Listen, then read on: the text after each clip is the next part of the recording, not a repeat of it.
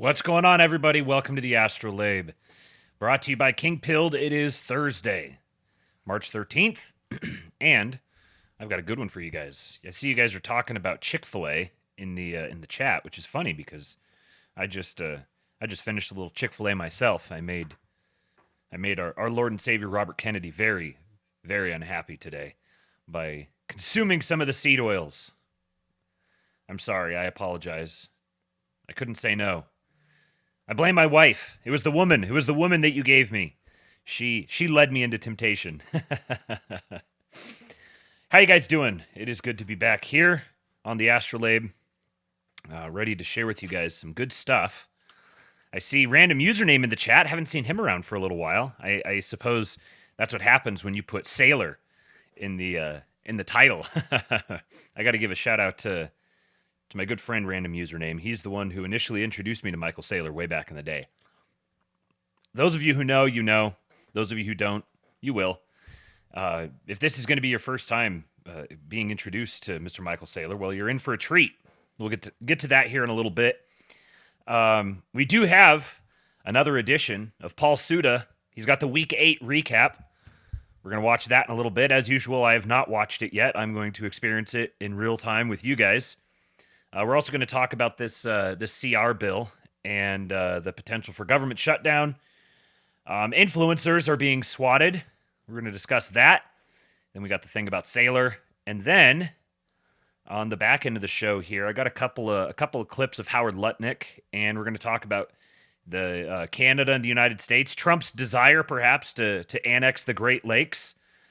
And then we're going to talk about. I've got Putin's full response to this 30-day ceasefire proposal that Ukraine has apparently agreed to, and I got his full statement here. It's in Russian, so I will translate for you. And then we're going to talk about this North Sea tanker collision that happened, the Stena Immaculate. I've got some information on that, and maybe we'll do a little wild speculation. And then, a couple things round off the show. So, got a good one here for you guys today. Do me a favor and hit the like button. And a reminder, every week, typically on Friday nights, we do it's been the Schizo stream. Recently, I haven't had any great Schizo content, so we've just been watching movies, and we've watched some really good ones. Tonight, we're going to church tomorrow evening, so we're doing our movie watching, or our Schizo stream. I haven't come up with a clever name for it that encompasses the Schizo stream and movies and whatever else. But tonight, as soon as the show is done here, probably some point between 8 and 9 p.m. Central Time, we are going to be watching The Apprentice, the original Apprentice from 2004. The first season has dropped on Amazon, and so I thought it would be fun to just sit there and go through it, watch the God Emperor before he became the God Emperor 20 years ago. So if you'd like to join us for that, then come join the King Pill Discord. There's many great things that await you. If you just go to kingpill.com and you sign up, we'd be glad to have you. I'm also streaming this on X, so if you're watching live, you can go follow me on X at RealKingPilled. Do me a favor and share the show, whether you're watching on X or on YouTube right now. Share the show. Let's get some more people watching this. And let's see, was there one other thing? There was one other little bit of housekeeping detail that is escaping my mind. King Pilled Substack. That's where after the show I posted up there, and shout out to one of the King Pilled Discord members, Melathron. He created me a Chrome extension that has made the posting all of the links that I go through just it is indescribable how much easier and quicker it is. So I've actually, for the most part, been able to get them out very shortly after the show is done. I can get them posted pretty quickly. So go to the King Pilled Substack and subscribe. It is free. There is a paid option if you'd like to support the show that way. We very much appreciate our paid subscribers. I think being a paid subscriber gives you the right to be able to comment on the posts. But you can follow them. You can watch it over there. For whatever reason, the King Pilled channel gets taken down on YouTube, then everything will get posted, and I may end up actually starting to stream over on Substack as well. I've seen they recently introduced that feature. I don't know how many people would actually watch it there versus watching on YouTube, but King Pilled Substack, kingpill.substack.com, that's the place to be. So let us get started today with Paul Suda. The man, the myth, the legend. I guarantee you, this is going to be a banger, because all of them have been. And you can see right here, starting off, we have the based Shield Maiden dunking on Sam Seder. I played the clip yesterday toward the end of the show. Talked a little bit about Sam Seder and debate culture. So if you missed that, go back and watch that after the show is done. But you get to watch her again. I know you guys aren't going to mind that. Let's go. What's the problem with xenophobic nationalism? Don't you think that's better for Americans in general? To be xenophobic nationalism is better. We should have a coherent culture. Everyone should be a part of the same culture. We should have assimilation. Which, do you get to choose what the culture is? We already have a dominant culture. What is the dominant culture? Based on European and Christian values and identity. That is the dominant culture. White Christian. It's rooted in European identity. White. So your argument is that has been the dominant culture. Just to be clear. And we're not letting people assimilate to that. We're saying you should keep your culture, and this is why our culture is so divided. Your argument is that Trump is good for those who want a dominant white European culture. I mean, that is what America is. It's rooted in European identity and Christian values. That's what it has been. Would you really disagree with that? What is it then, if that's not the identity of America? Well, I think the identity of America... For the majority of time, America's been a country. You don't think that's been the identity? Well, actually, no. I think actually the identity of America has been, for better or for worse, a melting pot in that regard. Yeah. Maybe since like the 1960s. Even then, even we had this idea of a melting pot literally means assimilation too. It means melting. It means you're assimilating to the dominant culture. Is that not what melting means? No, it doesn't. And now instead we're saying there's something wrong with xenophobia. Dominant culture. No. I mean, look, I got to be honest with you. You and I have a fundamental disagreement. We will never see eye to eye on this. It's a choice. And people, I think what you're expressing, though, is really what the Trump movement at its heart is about. And I think that's problematic. I disagree. I don't think Trump's anywhere close to being a Christian nationalist. That's ridiculous. America is an idea that's founded on a very specific set or system of values, norms, customs that is basically white, Anglo-Saxon, Protestant. Whilst America is off to a great start, we're going down a deep end here. Every other group in the world has the right to its own homeland except white people? What? Yeah. Tell me, just explain to me how that makes sense. Either no group has the right, or every group has the right. Just be clear, you're not calling all of his base xenophobic and racist, right? Well, I mean, he is feeding to something. He has a petition out. He's getting donations. That's what this is all about. He knows he can't deport me. There is no grounds for my arrest. These kinds of events don't differ much from the kind of work I did before, yet this bill would impact my ability to work with children simply based on a subjective and ill-defined expectation of how I should look. Would you repeat what you just said when you introduced a duly elected representative from the United States of America, please? I will. The representative from Delaware, Mr. McBride. Mr. Chairman, you are out of order. Mr. Chairman, have you no decency? I've come to know you a little bit, but this is not decent. We will continue this. You will not continue it with me unless you introduce a duly elected representative the right way. This hearing is adjourned. We would be horrified, furious, to know that there was an entire media organization designed to bend reality, to manipulate facts, to maintain power. It would never happen in the United States.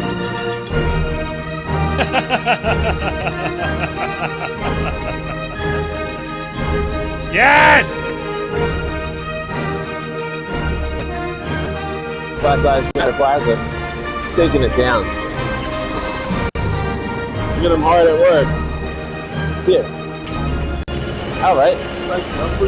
Yeah, you're welcome. You got the cups there and all you need. And Donald Trump came out today and essentially told them, if you morons think you're going to ratchet this thing up to 11 when I had it turned down to 1, and then claim Article 5, oh, wait, we're in trouble now, America, come help! You got another thing coming. Don't think for a second you're going to be belligerent here. Turn it up to 11, and then ask Daddy America to come save Europe once again. You know you have those good. Are you expecting? You know who she is? You better off not.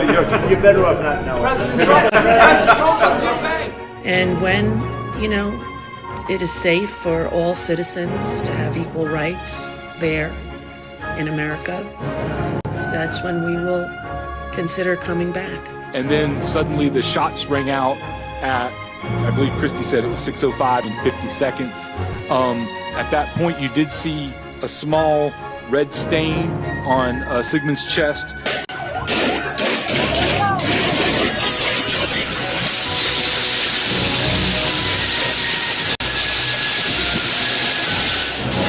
If you have a continental-sized country like we do, the main question you have always, every day, you're thinking about all day long, how do we hold together?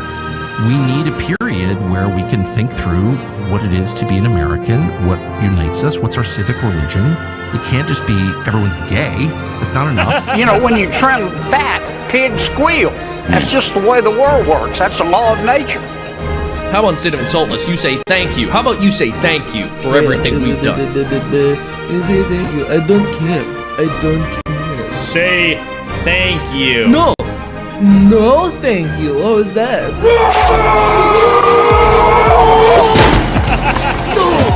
No, Trump, no!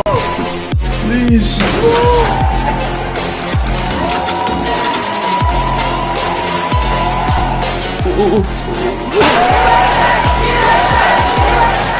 The Marines, dude. That was the original Ozempic. That's right. That's Brozempic. Oh, that is good. That is...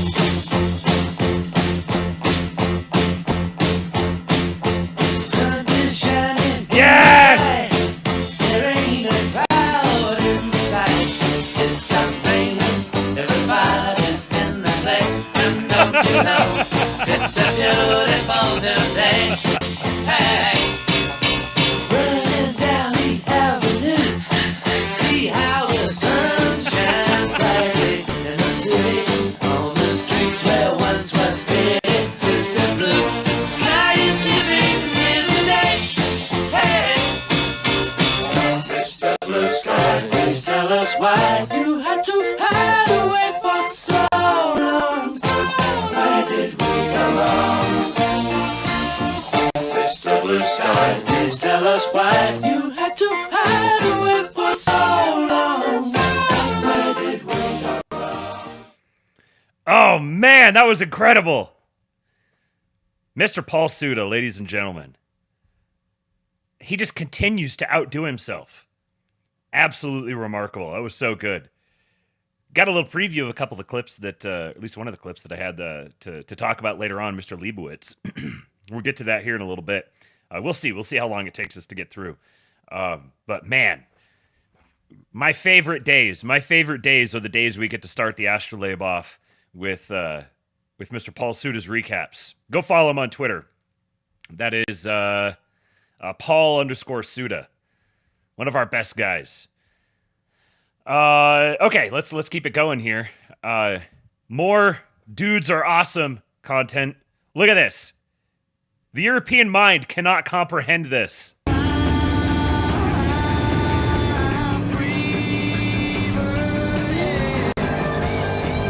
Look at that!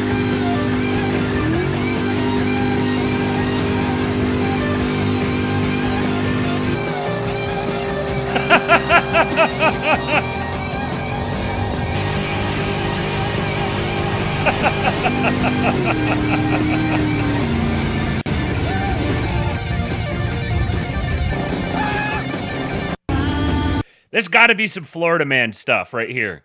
That's a Florida man if I've ever seen one. I don't know if he's actually from Florida, but man, I love being an American. The best country in the world. You cannot top this. Look at this. This is America. This is the world we get to live in. Gotta have them ribs. And pussy too. Wakanda forever. Paid for by Kamala Harris. I'm just chilling in Cedar Rapids. Do not come. Do not come. I'm gonna come.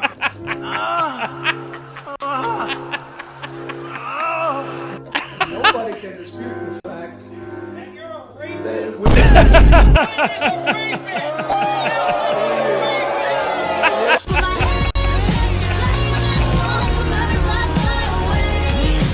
Goat's milk latte drinking, avocado toast eating. Botox keeps you young, fillers keeps you plump. Don't let them bully you. You do you, girl. Live life, laugh, and let the haters hate because they're always gonna hate.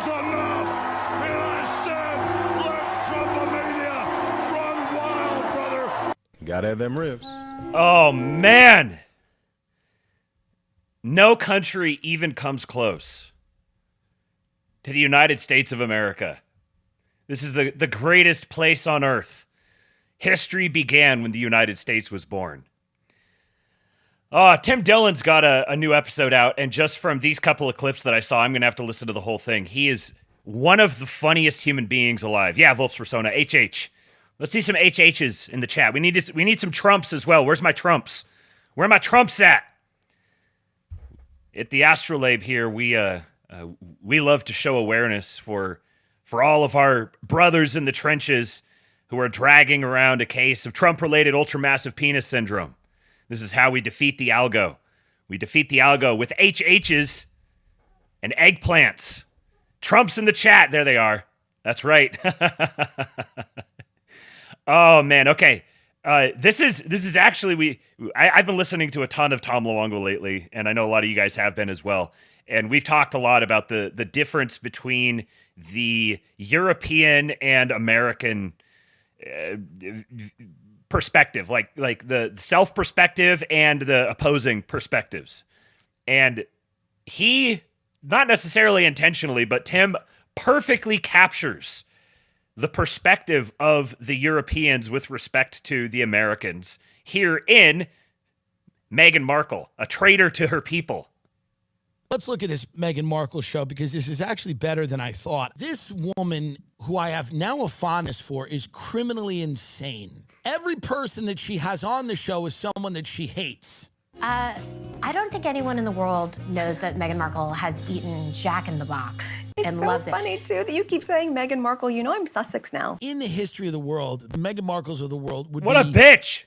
You know, oppressing the Mindy Kalings. Because Meghan Markle's like, listen, you bitch, my empire ran your shit for years.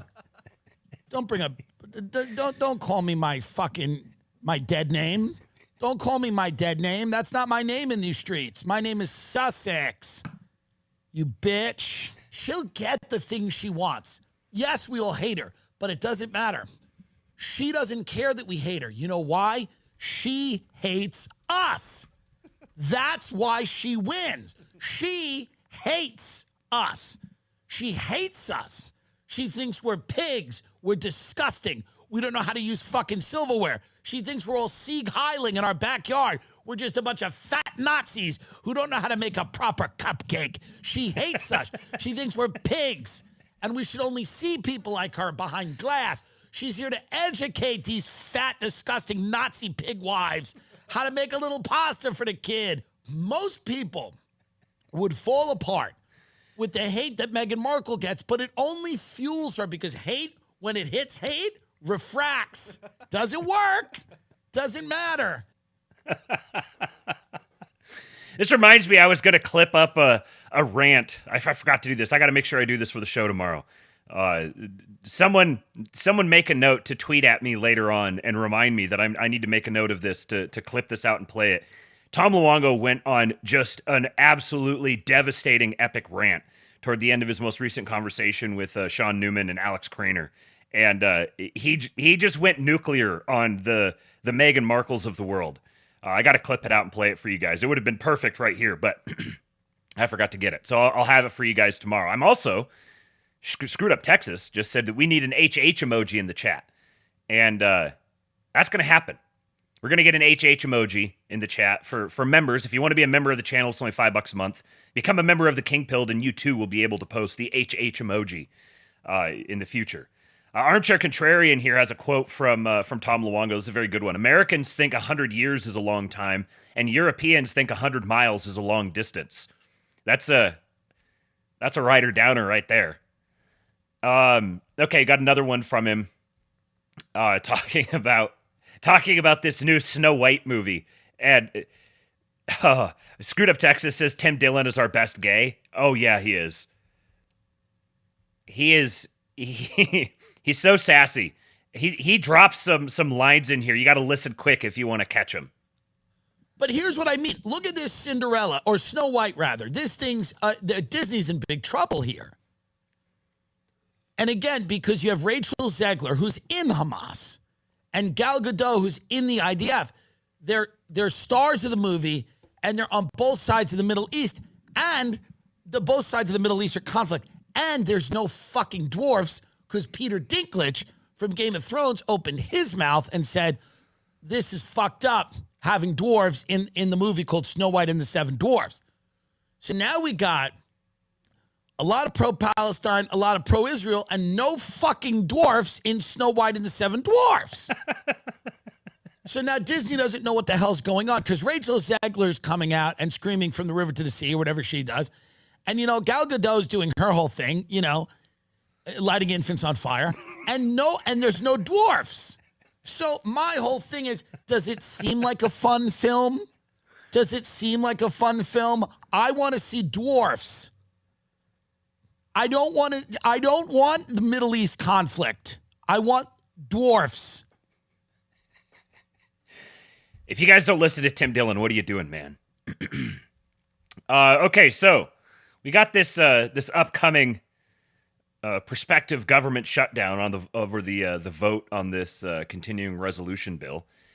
And yesterday, about 50 House Democrats posted literally the exact same thing. I mean, I remember once upon a time it was speculated. People started thinking, man, you know what? It seems like there's got to be some sort of an email list or something that all of these people are on. Because look at how they coordinate their talking points. They even have the same phrases. You'll see them all start using the same phrase, and it's like, this is going to be the new phrase of the era here.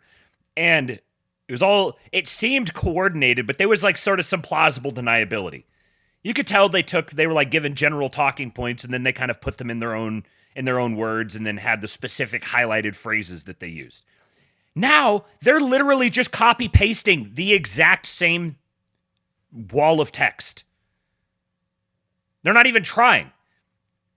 I wouldn't even be surprised if there's one social media intern managing all of these accounts. And that one intern just went and copy-pasted the exact same tweet for all of these different ones. Look at this. So it says, House Democrats stand united for a 4-week funding extension that stops harmful cuts, keeps government open, and allows Congress to reach a bipartisan funding agreement. I am ready to vote today, tomorrow, or Friday to pass a 4-week extension. Now, the entire premise here is that the continuing resolution is something that is used when the parties in Congress cannot come to a resolution. They can't agree. There's fundamental disagreements that have to be sorted out. So what the continuing resolution does is it says we are going to maintain the status quo.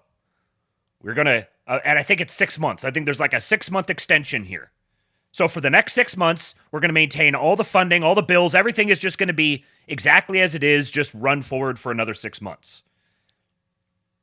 And so the Democrats are their position on this in opposing it is they say, well, if we keep things as they are, this is going to unleash Doge and Elon Musk to destroy all the great things all our great patronage schemes.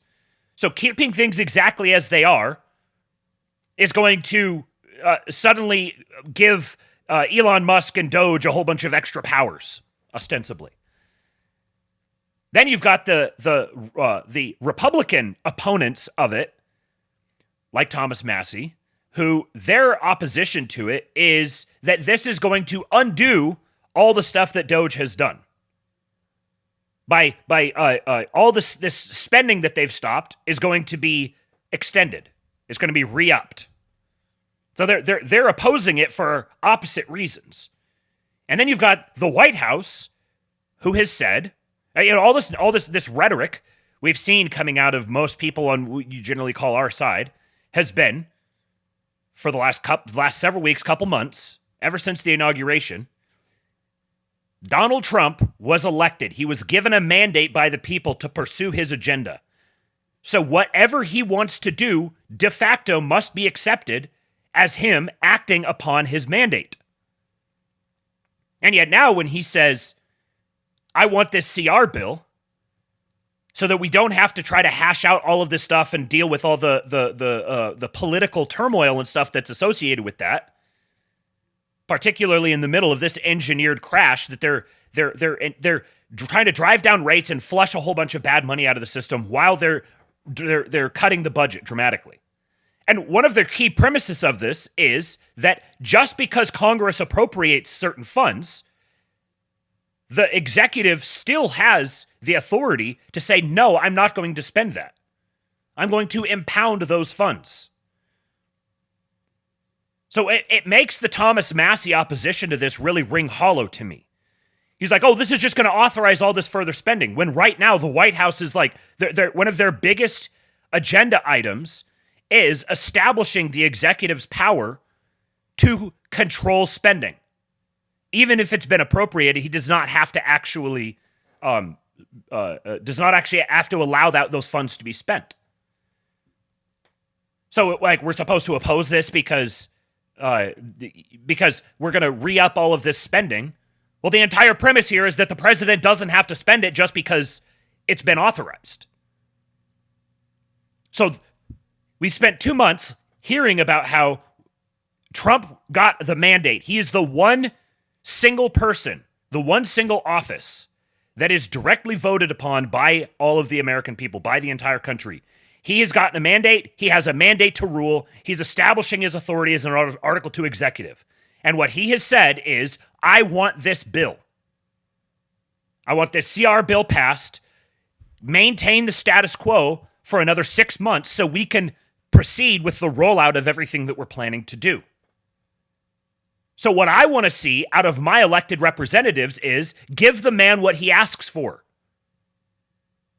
This is part of getting out of the gay Democrat politic world and into a world of realpolitik and actual power politics, with our primary elected representative pursuing the mandate that we've given him. And I can't help but notice that Rand Paul and Thomas Massie seem to have the same position on this particular issue as Adam Schiff. I kind of think it's a pretty good rule of thumb that if you wind up on the side of Adam Schiff on something, this isn't evidence of how principled you are. It's evidence of how out of touch you are. And I've said many times, I adore Thomas Massie. I love Thomas Massie. And the last time I had these thoughts about him, it wound up being a gigantic nothing burger, and he came out all the better for it. So I'm fully acknowledging that fact right here. I think quite a bit less of Rand Paul than I do of Thomas Massie, but I still have a lot of respect for Rand Paul. But if you're landing in this particular climate, with all the context going on right now, if you land on the side on a particular bill, if you're voting alongside Adam Schiff, something's gone wrong. So here's all the House Democrats just posting the exact same thing.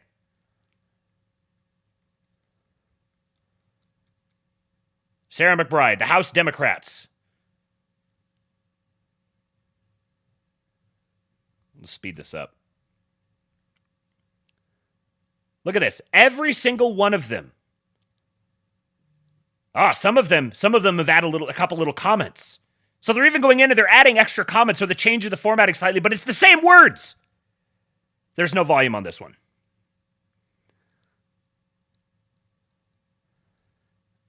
Elon says, you can see the ridiculous political puppet show for what it really is. They're just actors reading a script. So Matt Gaetz pointed out, he said, someone convinced me that a shutdown doesn't just give Trump and Elon Musk the ability to put Doge into overdrive. And when lawsuits are filed, tough shit. Things get shut down in a shutdown. So there's a very very interesting pickle that the Democrats have found themselves in, where they can oppose the passage of this bill and cause a government shutdown. And they've been trying to get out ahead of this, and they've been like very over the top saying Republicans own this shutdown, which how convenient is that? When Republicans are out of power, they're responsible for the government shutdown. When Republicans are in power, they're responsible for a government shutdown. Wild. So they can get the government shutdown, and they're going to lose the narrative battle on that. They're doing their best to try to say, oh, this is Republicans' fault, but they're going to lose. Or they allow the bill to pass, granting Trump what he wants. Those are their two options. Because if the government was to shut down, the most powerful man in the executive branch would all of a sudden become Russ Vought, the director of OMB, the Office of Management and Budget. So you're going to get all non-essential services are all going to get shut off. It's just going to be the core essential functions. This is like a Doge dream. Or the White House just gets what they want. So for the last few days, the Senate Democrats have been saying we're not going to vote for this, except for John Fetterman. Fetterman has said he's going to vote for cloture, which is to table discussion and go to a full vote. And then today, suddenly, Chuck Schumer, big news in the Senate, Schumer privately told Democrats during today's lunch that he will be a yes on cloture, an indication that enough Dems will provide votes to advance GOP funding bill and avoid shutdown Friday at midnight. So here is a little bit of background on this from Zero Hedge. So originally, this is the original post. With tomorrow's shutdown deadline looming and the House gone on recess until March 24, Senate Democrats are scrambling to both kill the GOP bill that passed the House and avoid the optics of a shutdown falling squarely on their shoulders, after Minority Leader Chuck Schumer categorically rejected the bill on Wednesday and instead floated a 30-day continuing resolution which would allow Democrats to stuff it full of their own pork to include in a revised package that he doesn't have the votes for. In short, this is Schumer negotiating. As the Senate opened Thursday, Majority Leader John Thune, who filed cloture on the House-passed CR on Wednesday, said it's time to fish or cut bait. And as the Associated Press notes, debates over funding the federal government routinely erupt in deadline moments, but this year it's showing the political leverage of Republicans, newly in majority control of the White House and Congress, and the shortcomings of Democrats who are finding themselves unable to stop the Trump administration's march across federal operations. Given that the Senate has 53 Republicans, one of whom is a definite no, Rand Paul of Kentucky, at least 8 Democrats need to cross party lines to avert a shutdown at midnight on Friday. Update, Senator John Fetterman told Punchbowl News, I refuse to shut the government down, so there's 1. So they would need 7 more. 2 ways this can go. According to the chaps at Punchbowl News, there's really 2 ways that this can play out at this point. Option 1, Democrats can fold and take the deal on the table, providing the votes needed to advance the House GOP stopgap spending bill in exchange for a symbolic amendment vote on their own 28-day funding extension. This would be pure theater, giving Democrats the chance to go on record opposing a shutdown while letting Republicans push their own bill through anyway. The government stays open, Schumer saves face with progressives, and Republicans get what they wanted all along. But make no mistake, this wouldn't be a win for Schumer, a fake barbecuing Palestinian, who floated a 28-day CR that doesn't have the votes to pass, even with a simple majority. Meanwhile, Republicans could sit back and let the clock force the issue. Time isn't on the Democrats' side, and at some point they'll have to face reality. Option 2, Schumer and Senate Democrats hold the line, block the House CR, and force a government shutdown. That means federal workers furloughed, services delayed, and chaos come Monday morning when the full effects hit. And here's the kicker. Trump's people at the Office of Management and Budget get to decide exactly how painful this shutdown will be. White House sources are already warning that the former president will make sure Democrats feel every bit of the pressure. But here's where it gets ugly for Schumer. What's the exit strategy? There isn't one. The House is gone means there's no magic fix coming. At some point, Democrats will have to explain why shutting down the government over a short-term CR that never had a shot at passing was somehow worth it. So those are the choices. Take the loss now and move on, or hold out, take the blame for the shutdown, and likely still take the loss later. Either way, Trump and Musk are watching from the sidelines, ready to make their next move while Washington does what it does best, trip over itself in broad daylight. According to the White House, they're totally screwed. Then the update came in. And as of 6 p.m. Eastern, and there it is, in a complete reversal following a closed-door lunch, Senate Minority Leader Chuck Schumer told fellow Democrats that he would vote for cloture tomorrow morning on the GOP stopgap, according to Punchbowl News' Jake Sherman, who notes that 6 more Democrats will need to follow their leader after Senator John Fetterman already said he would. I will vote to keep the government open and not shut it down, said Schumer. In short, Dems caved, no shutdown. As we noted below, the most likely scenario looks to be the case. Dems will provide the necessary votes to pass the GOP bill in exchange for Senate Republican leaders granting them a performative amendment vote on the Democrats' separate CR proposal, which means absolutely nothing aside from putting their dissent on record. Shutdown odds on Polymarket have plummeted down to a 25% chance. And this is Adam Schiff. I'm a hard no on the Republican spending bill, on cloture, on all of it. When a wannabe dictator is trying to seize power, it must not be given to him, not without a fight. What a strange ally to choose on this particular issue. Rand Paul and Thomas Massie.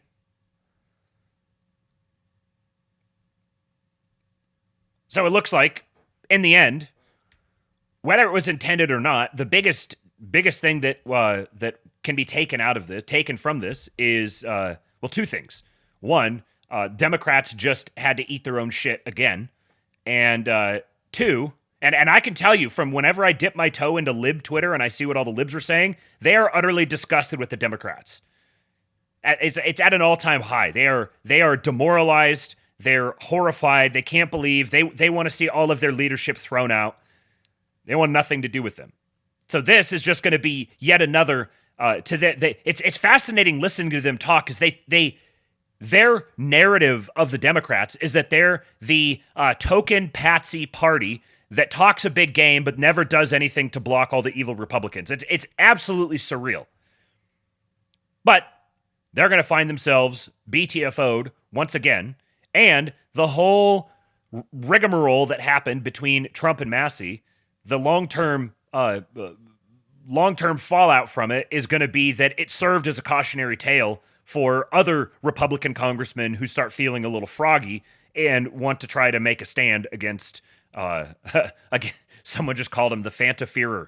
So anyone else who wants to try to stand against the Fantaferer is going to get nuked on Truth Social, and he's even someone like Massie, who is very popular, is still going to get crushed, and ultimately have basically no effect on the outcome.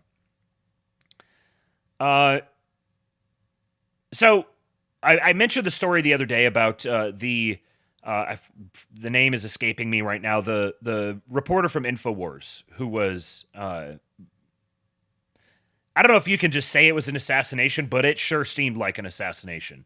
There's a video from Alex Jones that he said Michael Flynn reached out to him and said that they're getting intelligence that there are people who are after Alex Jones, that he needs to be very careful, watch his security. And obviously the violence is on the uptick. We're going to talk about the tanker ship collision off the eastern coast of Britain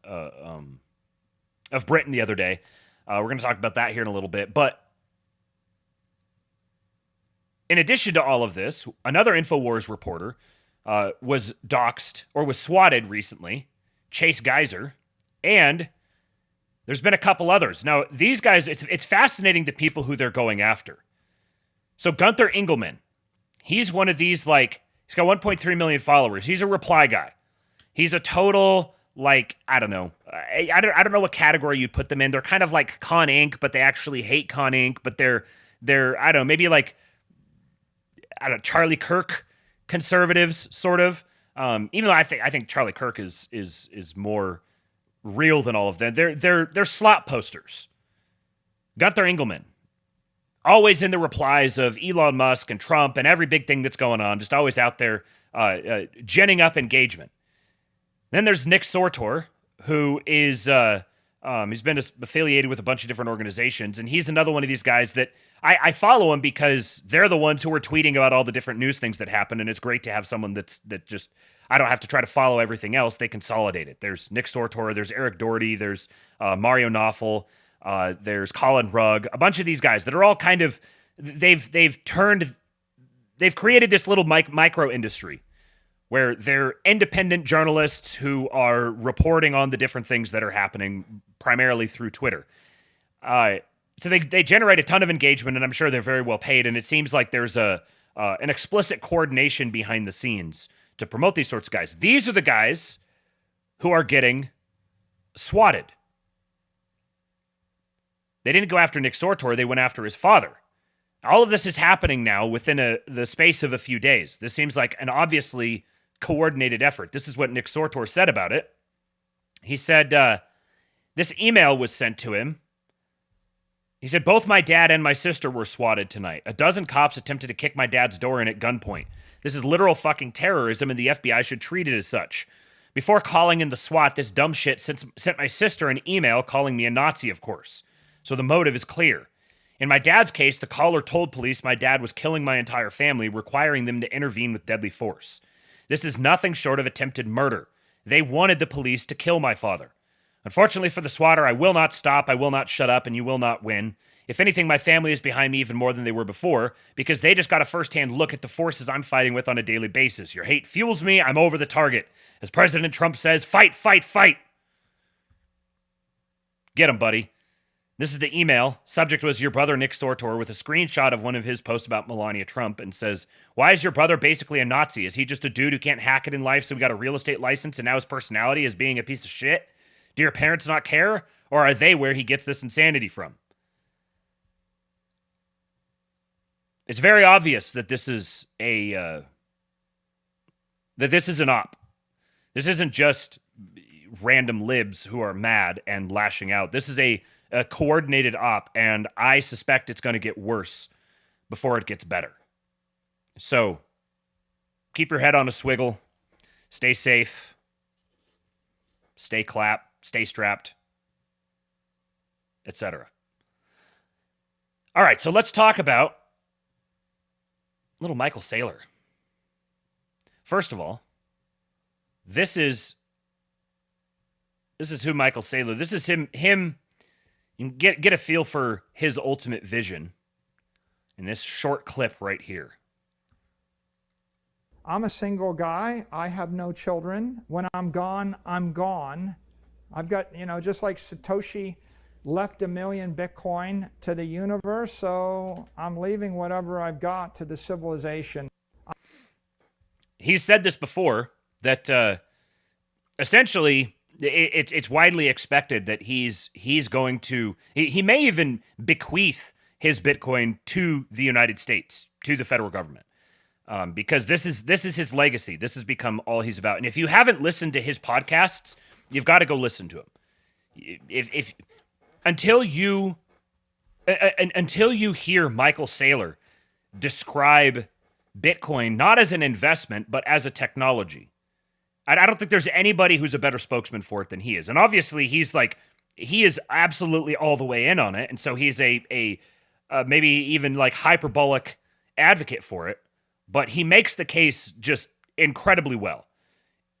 And what he's done with his company, MicroStrategy, now known as Strategy, is brilliant, revolutionary. This is a whole gigantic rabbit hole that I invite you to go down if you're interested in it. There's a huge online subculture talking about it. You can find all the content you could ever dream of to learn everything you want to know about it. But what's significant about him and him talking about these sorts of things is that he is friends with Eric Trump, has been for something like 20 years, and he has been closely advising the Trump administration since it was the Trump campaign. So when he's talking about this is not just some guy out there just shooting his mouth off. This is someone who the administration trusts and respects and listens to. So I played the short little 10-minute presentation yesterday from Andrew Hones about bit bonds. At the same conference earlier in the day was this presentation, the Bitcoin Policy Institute conference, this presentation from Michael Saylor talking about America will be the Bitcoin superpower of the world. So strap in, folks. This is going to be, I'm going to speed it up just a little bit. It's 30 minutes long, but I think it's very much worthwhile. He gives a great presentation here. Armchair Contrarian says, Saylor is mind-blowing when talking about Bitcoin, and he's correct. The word strategic Bitcoin reserve to the casual observer sound like a stockpile of an asset. To a closer observer, it sounds like a stockpile of the most valuable asset the human race has ever invented. but I'm here today to show you how the Strategic Bitcoin Reserve represents strategy for United States digital supremacy in the 21st century. The president... United States digital supremacy. I've said that I think that we're only, in the context of social media, I've said I think we're the human race with social media integrated into it is in its infancy. We've just barely begun to scratch the surface of what the potential is for social media. And I think this goes for the digital world writ large, because social media is kind of like a portal into the rest of the digital world. The social networking aspects of it create an entirely different world that's a great wild frontier that's barely even been explored yet. And we've been waiting to have an administration that actually takes this seriously and recognizes the potential, and at the very least creates some guidelines so that people feel safe going out and beginning to explore there without the expectation of an imminent SEC proctology. With his vision, has established a strategic Bitcoin reserve as of last week and has declared that America will be the Bitcoin superpower. That is prescient. I would hazard to guess that the great majority of the people that saw that post don't even know what Bitcoin superpower means, and they haven't really considered it. I was inspired by the words, and that caused me to put together this presentation today. Why is Bitcoin critical to the prosperity of the United States in the 21st century? That is the question we all should be asking. There are many metaphors for thinking about a strategic reserve of Bitcoin. Bitcoin is digital capital. If we thought of it as Bitcoin as digital capital, is this a stockpile of cheese? Is this a stockpile of oil, natural gas, or even uranium, all of which would be interesting? Well, did you know that the United States has a stockpile of cheese? They actually do. It's kind of funny. At its worst case, in its narrowest form, you could think about the Strategic Bitcoin Reserve as a stockpile of the apex asset of the human race. And so what's it worth? Well, over the next 20 years, I think it's worth anywhere from $3 trillion to $106 trillion to the United States. U.S. corporations, like my corporation, are actually... $3 trillion to $106 trillion added to the U.S. Treasury by 2045. Those numbers may sound patently insane to you, but I'm telling you, you got to do the work. You got to do the work to understand it. But once you start doing the work to understand it, you'll realize that this is how revolutionary of a technology it is. And a lot of people are looking at it as a currency, or they're looking at it as an investment. How can I make money off of it? They're not like looking at it as a completely foundational, a transformational technology that is going to reorder it's gonna rearrange the way that we even comprehend what an asset is. And it becomes the vector through which we can actually begin to explore and develop digital space. Which, it's like finding new land. Imagine if we just discovered a new continent all of a sudden, and we needed to go start settling this continent. There's a new frontier that we're going to go out and we're going to explore. That's what's happened.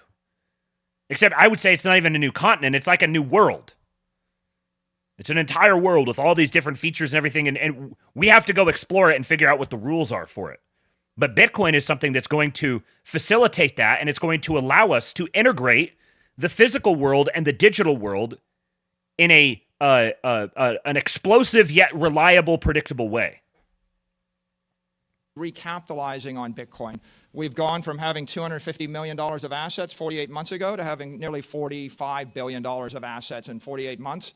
If you look out over the next 20 years, corporations that are accumulating Bitcoin on their reserve, like MSTR, like Mara, like Riot, they're going to have $20 to $40 trillion.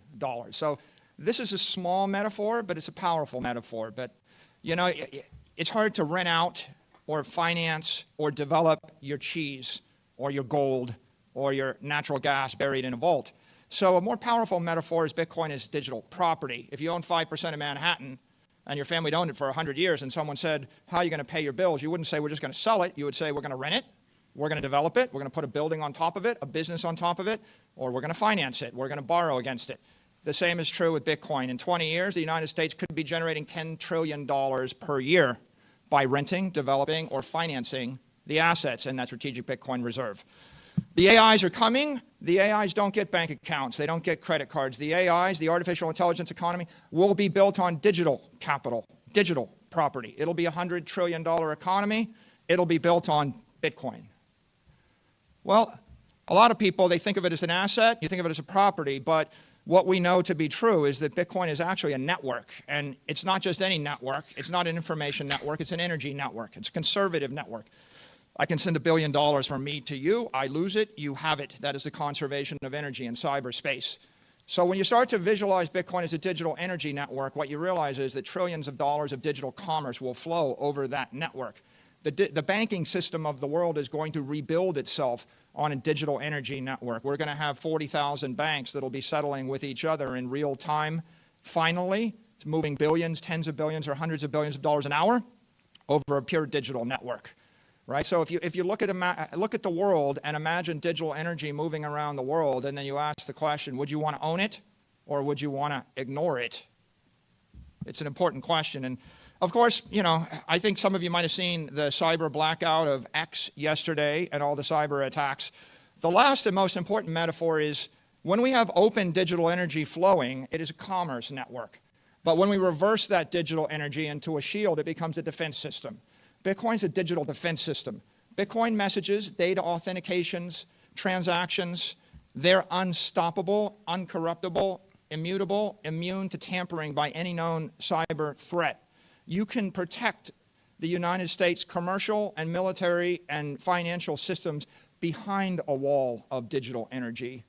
And that's exactly how we will do it. You know, even Elon Musk pointed out, the AIs don't know how to hack Bitcoin. They can spoof you out of your money. They can convince you that there's someone they're not. There's no way to trick an 800 exahash digital wall that's based on modern encryption. The AIs won't get through that wall. What's driving the growth of Bitcoin? It is the most powerful force in the world right now. It's growing nearly 60%. It's become the eighth largest asset in the world. It's about to become the largest asset in the world in the next 48 months. That's a very interesting statement. It's about to become the largest asset in the world in the next 48 months. So it is at $1.7 trillion. That's the total market cap. And which puts it 1/10 the size, or a little under 1/10 the size of gold. But once you start incorporating institutional adoption, if the U.S. federal government begins doing bit bonds, and it's not even going to take the federal government doing bit bonds. You're already seeing lots of other companies like Strategy that are beginning to incorporate the Bitcoin treasury strategy, which is beginning to normalize it. And in a world where people are desperate for volatility, when you have traders who are desperate for volatility to trade on, and you have people who are looking for some sort of bond that gives them stability and upside, the more bit bond type products that exist out there, and the more they demonstrate their resilience, the more demand there is going to be for them. To this point, the reason why it hasn't been mass adopted was because there was no regulatory framework for it. So all the major institutions couldn't engage with it. It took someone like Michael Saylor with his company being bold and clever enough to come up with the strategy that he has and begin applying it. And once you hit, like, you know, within the first 5 to 10 years, it's like, okay, I could see this being I could see this just sort of being a flash in the pan and sort of falling off. But it's been around for 15 years, and we're talking, it's already in the top 10 assets in the world. So it's already something, like, the longer it goes like this, the more people begin taking it seriously. And actually having it spike up and then crash off and then stabilize, still orders of magnitude above where it was a couple of years ago. Once it starts taking off again, each time this happens, it's going to get more and more buy-in from people. And so we're already seeing institutions beginning to move in to the Bitcoin space and to start incorporating it. The frickin' federal government came out and said, we are going to be a Bitcoin superpower. We are going to adopt this and begin integrating it and accumulating it, and we're never going to sell it. There's no way that we're going back. There's no way that it's disappearing. It's about to become the largest asset in the world in the next 48 months. What is it? It's all of the smart money in the world running from risk, running from the past toward the future, from something less secure to something more secure. And they're doing it in the most visible way with their capital. This is a map of the wealth distribution in the world, about $900 trillion. If you break it into uses, half of it is just a store of value. We're long-term, we're preserving our capital for the long term. We just want to keep our money. The other half are assets held for utility. I want to do something with the asset.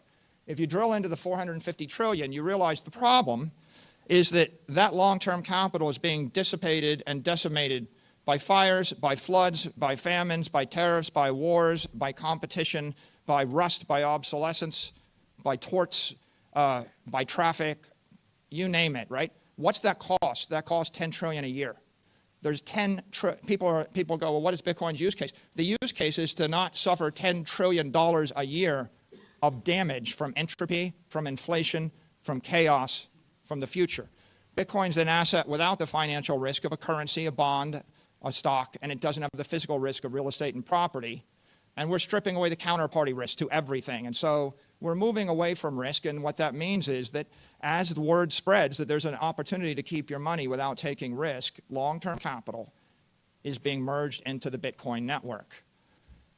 The greatest digital transformation of the 21st century, it isn't the transformation of music, it isn't the transformation of your photos, your communications, your Facebook friends, or educational videos, although each of those things made $1 trillion company. The greatest digital transformation is the transformation of capital. So it's the transformation of 450 trillion. What's it worth? It's worth half of everything. It's half of everything. That's the transformation.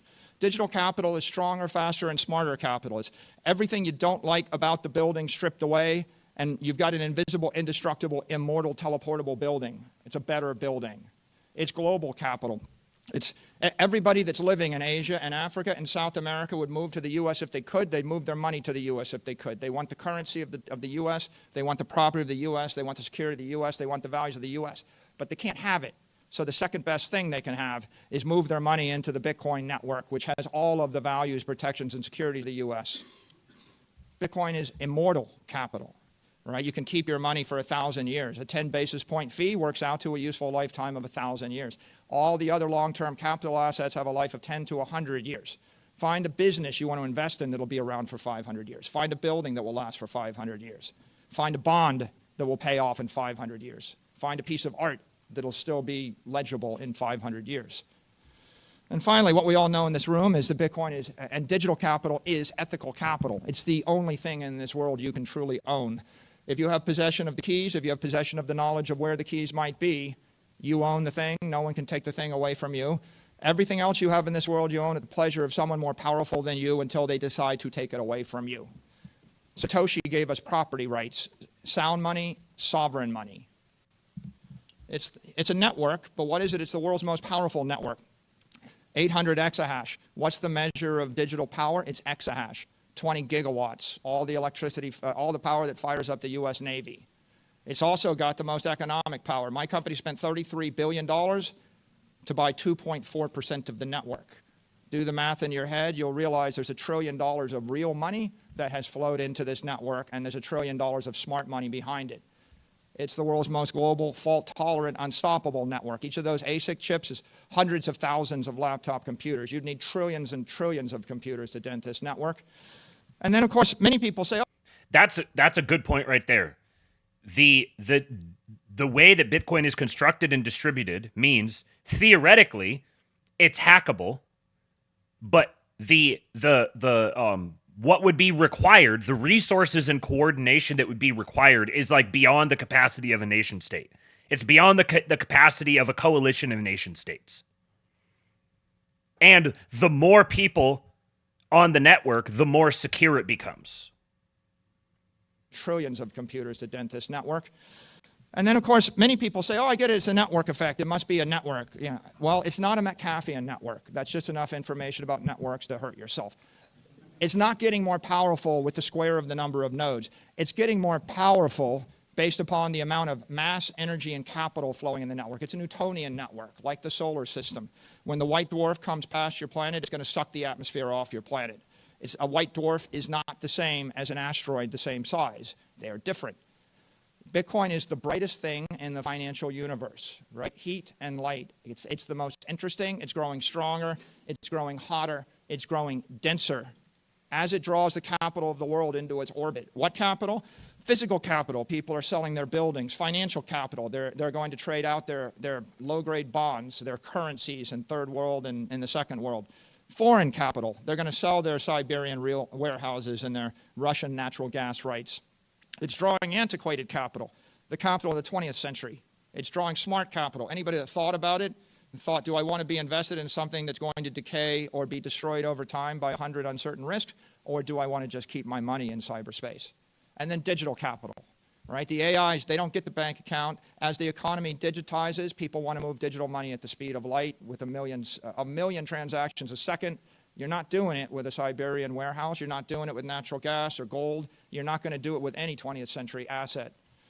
Where is it headed? Well, there's an open source model. You can download it on GitHub called Bitcoin 24. Plug in your own assumptions. Our assumptions? Well, Bitcoin's currently 22 basis points of the global economy. That's $2 trillion. Over 20 years, right now it's been growing about 60% a year. If it decelerates from 60% a year to 20% a year, the average return is going to be 29% a year over the 20 years. That is the base case. That arrives at a price of $13 million of Bitcoin in USD terms, or $280 trillion in the network. So once again, we've got 15 years. It's been growing at approximately 60% a year. So if it goes way, way, way, way down, it slows way, way, way, way down, the base case would be by 2045, $13 million per Bitcoin. The bear case would be $3 million per Bitcoin. The bull case would be $49 million of Bitcoin. That's what the chart here is illustrating. So the market cap, this is 20 years, 21 years from now, because this is using numbers from July of 2024. The market cap is 1.7 trillion right now. So since July of 2024, it's gone from 1.3 to 1.7. The bear case would be that over the next 21 years, that market cap increases by, what is that, 33, 34, 30 something times. And the base case would be 140 times. USD terms, or $280 trillion in the network. Does the world turn upside down? No. What happens? Well, everything pretty much stays the same, except for those that embrace Bitcoin get rich and powerful. Those that don't embrace Bitcoin get weaker and poorer. Otherwise, everything that you see in the world today will still be there in the world in 20 years. Bitcoin is not a threat to the dollar. The dollar is currency. Bitcoin is capital. In the modern world, there are plenty of academic economists. They will just recite ad infinitum. Well, money is a store of value, a medium of exchange, a unit of account. There, I told you. And they just haven't really thought about that past just rote memory. This is why you shouldn't rote memorize stuff in education. Think a little bit harder about what's going on here. If you need money for the next 4 weeks in Argentina, then you're using the peso. If you need money for the next 4 years in Argentina, you're using the dollar. If you need money for the next 40 years in Argentina and you're smart, you're using the Bitcoin. And so the dollar is competing, but it's competing against the M2 money supply of the CNY, Chinese currency, European currency, Japanese currency. Right now, we're about 17% of that. We should be able to grow to 30% of that. How? With digital currency. If U.S. banks and U.S. corporations can issue digital currencies backed by the U.S. Treasury, we will expand that supply of U.S. currency by $10 trillion. Right? That's a digital asset strategy. That's why the stablecoin bill and the Genius Act matter. It is not capital. Bitcoin is less than 1% of the capital of the world. What does it compete with? Not the dollar. Bitcoin competes with property, equity, and bonds. Property, equity, and bonds. And what is it? It's 1%. And what is it going to? I just showed you the shocker $13 million Bitcoin forecast. That gets us to 13% of the capital in 2045. We have two strategies. Expand our currency to dominate the world with the digital currency of choice. Expand our capital to dominate the world with the digital capital of choice. Why should the U.S. want to be the Bitcoin superpower? You cannot remain a sovereign nation if you lose control of your airspace, outer space, or cyberspace. This is a truism. It's pretty important. We're not talking about making a little bit of money here. We're talking about defending the American way of life. A superpower has to keep the air routes open. You must be able to fly, not just fly from here to London. You need to be able to fly from New York to Chicago. If you look at what happened in the first Gulf War, we took control of Iraqi airspace. Within a week, their entire country was non-functioning. Some people would say within 48 hours they were non-functioning. This country won't function for 48 hours after we lose control of our airspace. How do we protect it? We have Air Force bases. We have military aircraft. This is evolving. It will continue to evolve. Drones, very sophisticated defense systems. We have to keep open our sea lanes. This is a truism for 1,000 years. The Carthaginians knew it. That's why the Romans destroyed them. The Carthaginians had destroyed the Venetian fleet. Every single port in the Mediterranean that was a Venetian port was also a Roman port, was also a Carthaginian port, was also a Phoenician port. Why? Because you must keep the sea lanes open if you would be a superpower. If I cut off your sea lanes, I choke your economy. The Japanese determined this or found this out in World War II. Sea power requires naval bases operating appropriate ships. A superpower has to keep its cyber channels open. What does that mean? It means your communication channels for digital information, but it also means your communication channels for digital energy. I need to be able to move a signal, but I need to move a $10 billion chunk of money. I don't just need to keep the cyber channels open around the world. It's not just I want to move that information or that energy between New York and Tokyo. If I lose control of cyberspace over the United States, I can't move information between New York and Chicago, right? You lose cyberspace, you'll lose your own digital economy. What would you do if your enemy got control of your cyberspace? You saw just, again, yesterday, you can't even log into X. Well, what happens when you can't log into your bank account? Cyber power requires Bitcoin miners operating ASICs, throwing up a wall of digital energy, and you want to hope that more than 50% of that is controlled by you or your allies. What does it mean to own cyberspace? If you want to be a Bitcoin superpower, you need to own the asset, own Bitcoin, but that's only half of it. Owning all of New York City and losing control of the sea lanes and the airspace above New York City is a Pyrrhic victory, right? You won't own it very long, it'll get shredded. You have to control the network, the cyber network, the digital energy network that flows around the world. AI is the future. The computers, the AIs, they're smarter than us. They're going to think faster than us. At some point, they'll be thinking 1,000,000 times a second, talking to each other, right? And if you want to build the greatest economy in the world, your cars need to drive themselves. The robots need to think. The factories need to think. And your agent needs to be thinking 1,000,000 times a second about how to do something useful for you. Digital intelligence requires digital energy, which has to be secured by digital power in order to engage in digital commerce. When I say digital commerce, I don't just mean buying trinkets on Amazon. I mean moving all of the money and securing all the assets of the world. I mean $950 trillion going to $4,000 trillion of assets. And it couldn't be clearer where that's headed right now. The unit of digital energy is the Satoshi. The unit of digital power is the exahash, right? What are the benefits to America of the Bitcoin strategy? Embrace Bitcoin, we own the 21st century. All the money, all the capital of the world is moving out of the 20th century. Everything that made sense, every educated financier was educated in the 20th century. They were taught a bunch of bromides, a bunch of rules. All of those rules probably made sense in the 20th century. The way we fought World War II is not the way we fight World War III. Every military doctrine, every financial doctrine, it might have been right at one point. It's not right any longer. Trillions of dollars of capital is going to flow from those physical and financial assets into digital, into the Bitcoin network. Okay, you might say, well, I'm making a strong assertion. Bitcoin is the digital capital network. I'm not just the one making that assertion. The President of the United States made that assertion last week, explained by David Sachs on Friday night. He said, Bitcoin is the only crypto asset that is truly decentralized. It is special. Maybe in the future, there might be some other digital capital. The US government doesn't recognize any other digital capital, nor do we. And that's because 99% of the power in the crypto ecosystem is in the Bitcoin network. If you want to own cyberspace and own the future, you need to own it. Embrace Bitcoin and strengthen the dollar. We have the chance to establish, own, and control the global digital capital network. That is Bitcoin. We can back the US dollar with Bitcoin reserves. the only monetary asset that is competitive to the dollar. If I need a liquid fungible asset to capitalize a company or an institution, it's not real estate, it's not natural gas, it's not art, it's not private and public equity portfolios, it's not even going to be an index of equity. The only asset that I can use other than Bitcoin is US Treasuries everywhere in the world. If anybody ever decides to replace those, they'll replace them with Bitcoin. We should own both. Embrace Bitcoin, attract foreign capital. It's not just we're getting the 20th century money, we're getting the rest of the world's money.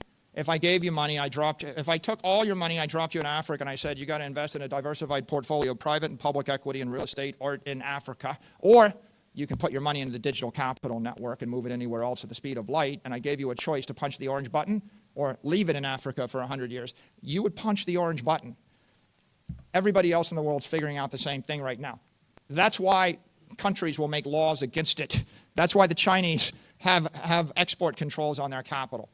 All of the capital will flow into the U.S. But if you can't physically come to the U.S., the next best thing is you flow into the digital capital network and you get all the protections of the U.S.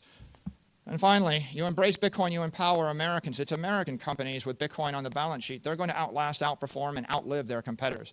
So American institutions that are holding Bitcoin, they're going to enrich their shareholders. The beneficiaries are us. And the last point, with the appropriate digital assets framework, we can become the bankers to the world, right? When we export Bitcoin to the world, we're exporting our values: sovereignty, sound money, integrity, property rights. When we export digital currency, we're literally exporting our currency. If we create other digital securities or digital tokens, we'll be exporting our companies, our ideas, our securities, our financial products to the world. We can dominate this industry. So how should the U.S. pursue a Bitcoin strategy? Well, Senator Lummis has given us a clear guideline with the Bitcoin Act in Nashville in July. And what the Bitcoin Act said, it said, let's acquire 1 million Bitcoin over a 5-year period in a programmatic, disciplined fashion, transparent to all. And so let's consider the consequences of this strategy. Well, first of all, last week, the president signed the Strategic Bitcoin Reserve Act or order. If we hold that 200,000 Bitcoin for the next 20 years, even though you see a flat line on the screen, the flat line is worth $3 trillion. So that's the value of doing nothing. Sometimes people think that you have to do something to make money. Sometimes the absence of doing awful and stupid things is making money. Doing stuff is highly overrated if the stuff is trading or selling your Bitcoin. The Lummis bill would acquire 1 million Bitcoin or 1.2 million Bitcoin. If you look at the consequences of that over the time frame, it's worth $16 trillion to the nation. If you get a bit more aggressive and we go for another million, it's worth $34 trillion to the nation. In this case, there's a bit of reflexivity. If the United States starts to more aggressively stockpile Bitcoin, it's going to accelerate the growth of the network.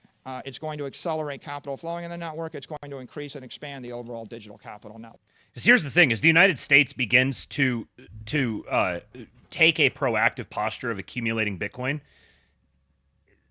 there could be no more powerful institution in the world to give the stamp of approval to it, to assure all the other smaller institutions that this is something we not only can we now afford to get into it, but we can't afford to not get into it. And it's pretty simple to just start looking at all these other different asset classes and the rationale people have for investing into them. And then you start comparing those to Bitcoin now, and you start comparing it to Bitcoin in the future. And you can do the math pretty quickly and easily to see that, yeah, Bitcoin being worth $3 million by the end, I'm not talking the whole market cap, I'm talking an individual Bitcoin being worth $3 million in 20 years is extremely conservative. So what he's describing here is the first one was, this is, go back here. So this is the Senator Lummis's bill. So there's about 200,000 Bitcoin that they have right now. They still have to do the audit to determine exactly how much they have. But then 200,000 Bitcoin acquired per year over the next 5 years, leaving you with 1.2 million total Bitcoin. And then taking the conservative case of $3 million per Bitcoin by 2045, that means that little stockpile, all you'd have to do is take the 200,000 that you have right now and add 200,000 a year for 5 years and then just sit on it, and that would be worth 16 trillion conservatively by 20 years from now. And then he's giving, so say you go more aggressively, instead of just doing 200,000 a year for 5 years, you do 200,000 a year for 10 years, plus the 200,000 they already have. Now it's worth 34 trillion, because the effect of the United States committing to something like that is going to grant even more credibility, and it's going to force even more of a rush into the network. If you get a bit more aggressive, $1 trillion starts to network. It's going to accelerate capital flowing in the network. It's going to increase and expand the overall digital capital network. If we move to a triple max strategy, you'll end up with 4 million Bitcoin. That's worth $73 trillion to America. And of course, President Trump. So this here would be, instead of doing 200,000 a year, you do 400,000 a year for 10 years. That puts you at 73 trillion. Trump has laid out a guideline. We should be the superpower. If you want a superpower strategy, here's a superpower strategy. Acquire Bitcoin consistently. By the way, over what time frame? Consistently daily between now and the 0.99. 0.99 is January of the year 2035, the point at which 99% of the Bitcoin supply has been mined. The asset becomes effectively capped for all practical purposes, because the last 1% comes out over 100 years. 0.99 between now and then you've got 10 years for the digital gold rush. You should get your Bitcoin before there's no more Bitcoin for you. And you can see here, in this strategy, we acquire it consistently, and then we use surpluses from the U.S. government to continue to save in Bitcoin. It's worth $106 trillion to the United States. And so what does that look like?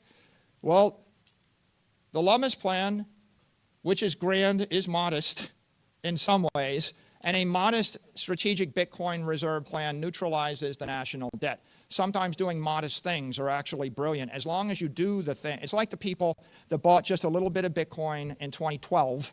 It was a modest investment. It made them billionaires. A modest thing 20 years in advance is a brilliant thing. If you're more aggressive, the triple max plan negates the national debt. The superpower plan creates a global superpower.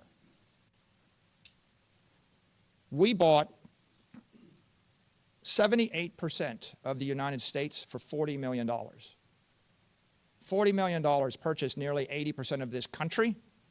Think about it for a second. Bitcoin is the greatest opportunity of the 21st century, right? It's purchased nearly 80. For those who are just listening, he's got historic precedents for the strategic Bitcoin reserve. Manhattan purchased in 1626. The price was 60 guilders. So the payoff is $2.1 trillion, which is a 6% ARR. Louisiana, the Louisiana purchase in 1803, the price was $15 million. The payoff is $12 trillion, 6.3% ARR. California purchased in 1848 for $18 million. Payoff is $8 trillion, which is 7.7 ARR. And then the last thing was Alaska, purchased in 1867 for $7.2 million. Payoff is $1 trillion, a 7.8% ARR. 80% of this country. Think about it for a second. Bitcoin is the greatest opportunity of the 21st century, right? It's worth anywhere from $3 trillion to $106 trillion, depending upon how programmatic and aggressive we want to pursue this opportunity. These opportunities don't come along often. This is the once-in-a-century opportunity. And as Donald Trump has said, never sell your Bitcoin. And I'll leave you with the final thought. What happens if we allow another nation to claim title to Bitcoin superpower? If we don't claim it, we give them control of the network. We give them all the wealth in the world. We risk being impoverished and imperiled by a hostile nation that controls all the world's digital energy. You could have clung to your glass beads when the world went to the gold standard. You could have clung to your steam engines when the world went to internal combustion. You know, you could have kept your wood-burning stoves when Rockefeller offered you petroleum. We could have dismissed nuclear power. We once had another project. We had a Manhattan project. It was a large investment in nuclear energy. Do you want to control the world's digital energy? Because the digital economy will run on digital energy. The choices are either prosperity or poverty in the 21st century. Bitcoin is manifest destiny for America. Thank you.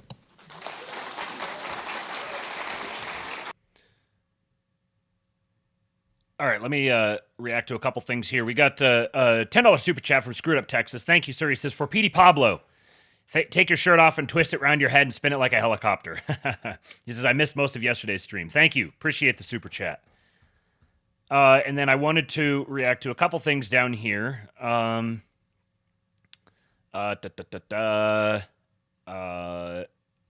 is it?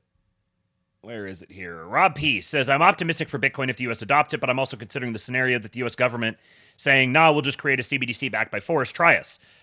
Well, yes, that's definitely a threat.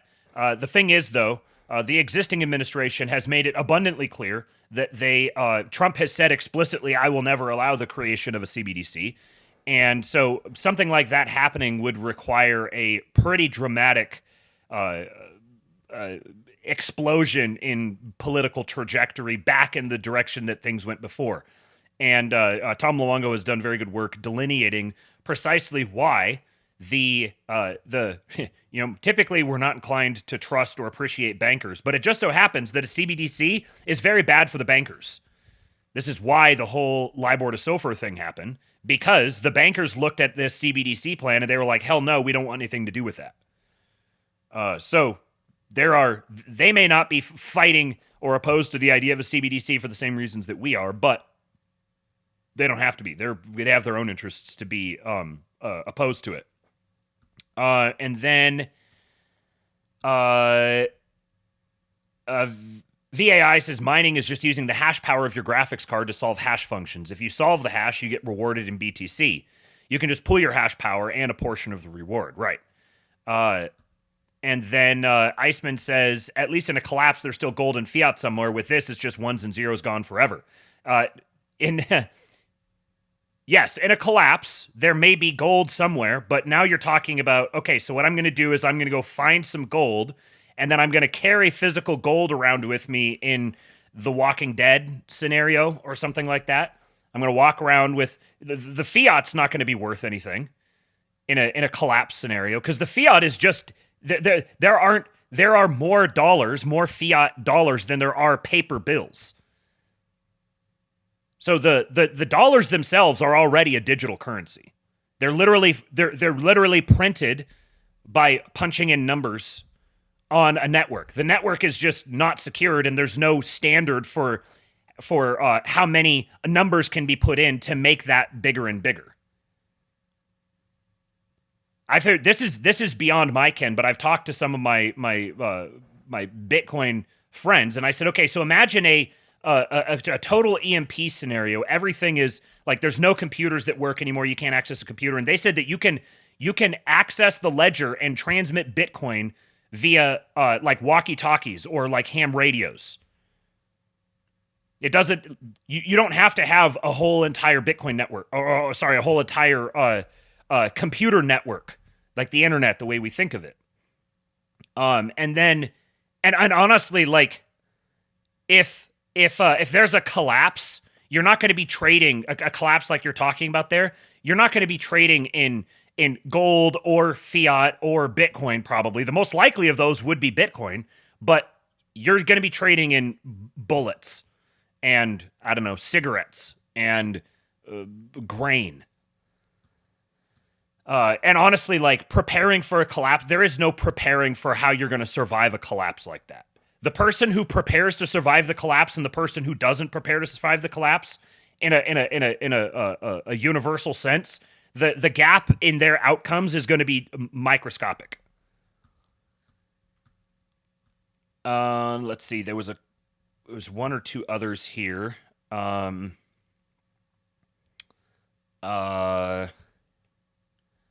He's collapsed. Please take my Bitcoin. No thanks. Now give me all your food and your daughter. So like, why would you say, please take my paper money that's backed by the United States government that doesn't exist anymore? Why would you take my, we're collapsed, but I still have access to satellite networks, and I pull my phone out and I'm going to transmit you dollars digitally. Like, once you're dealing with a situation like this, these sorts of speculative scenarios are just silly. You're not, this is a microscopic percentile outcome, and the vast majority of outcomes are not going to implicate a scenario like that. And even in a scenario like that, if the choice was between Bitcoin and gold and the dollar, Bitcoin still is going to come out ahead, even though it's going to be probably the things that people are going to be bartering and exchanging with are going to be are not even going to implicate a medium of exchange like that. But let's see. Yeah. VI says you're bringing up objections which have been answered 100,000 times. There's a whole website. There's tons of websites. There's countless podcasts. There's an endless supply of answers to these sorts of questions. And another thing to consider is if space travel becomes a thing, then gold is going to become effectively worthless very quickly. To where everyone likes people will call Bitcoin digital gold. I'd say the odds are pretty good that I don't know, 20 to 50 years in the future, people will refer to gold as analog Bitcoin.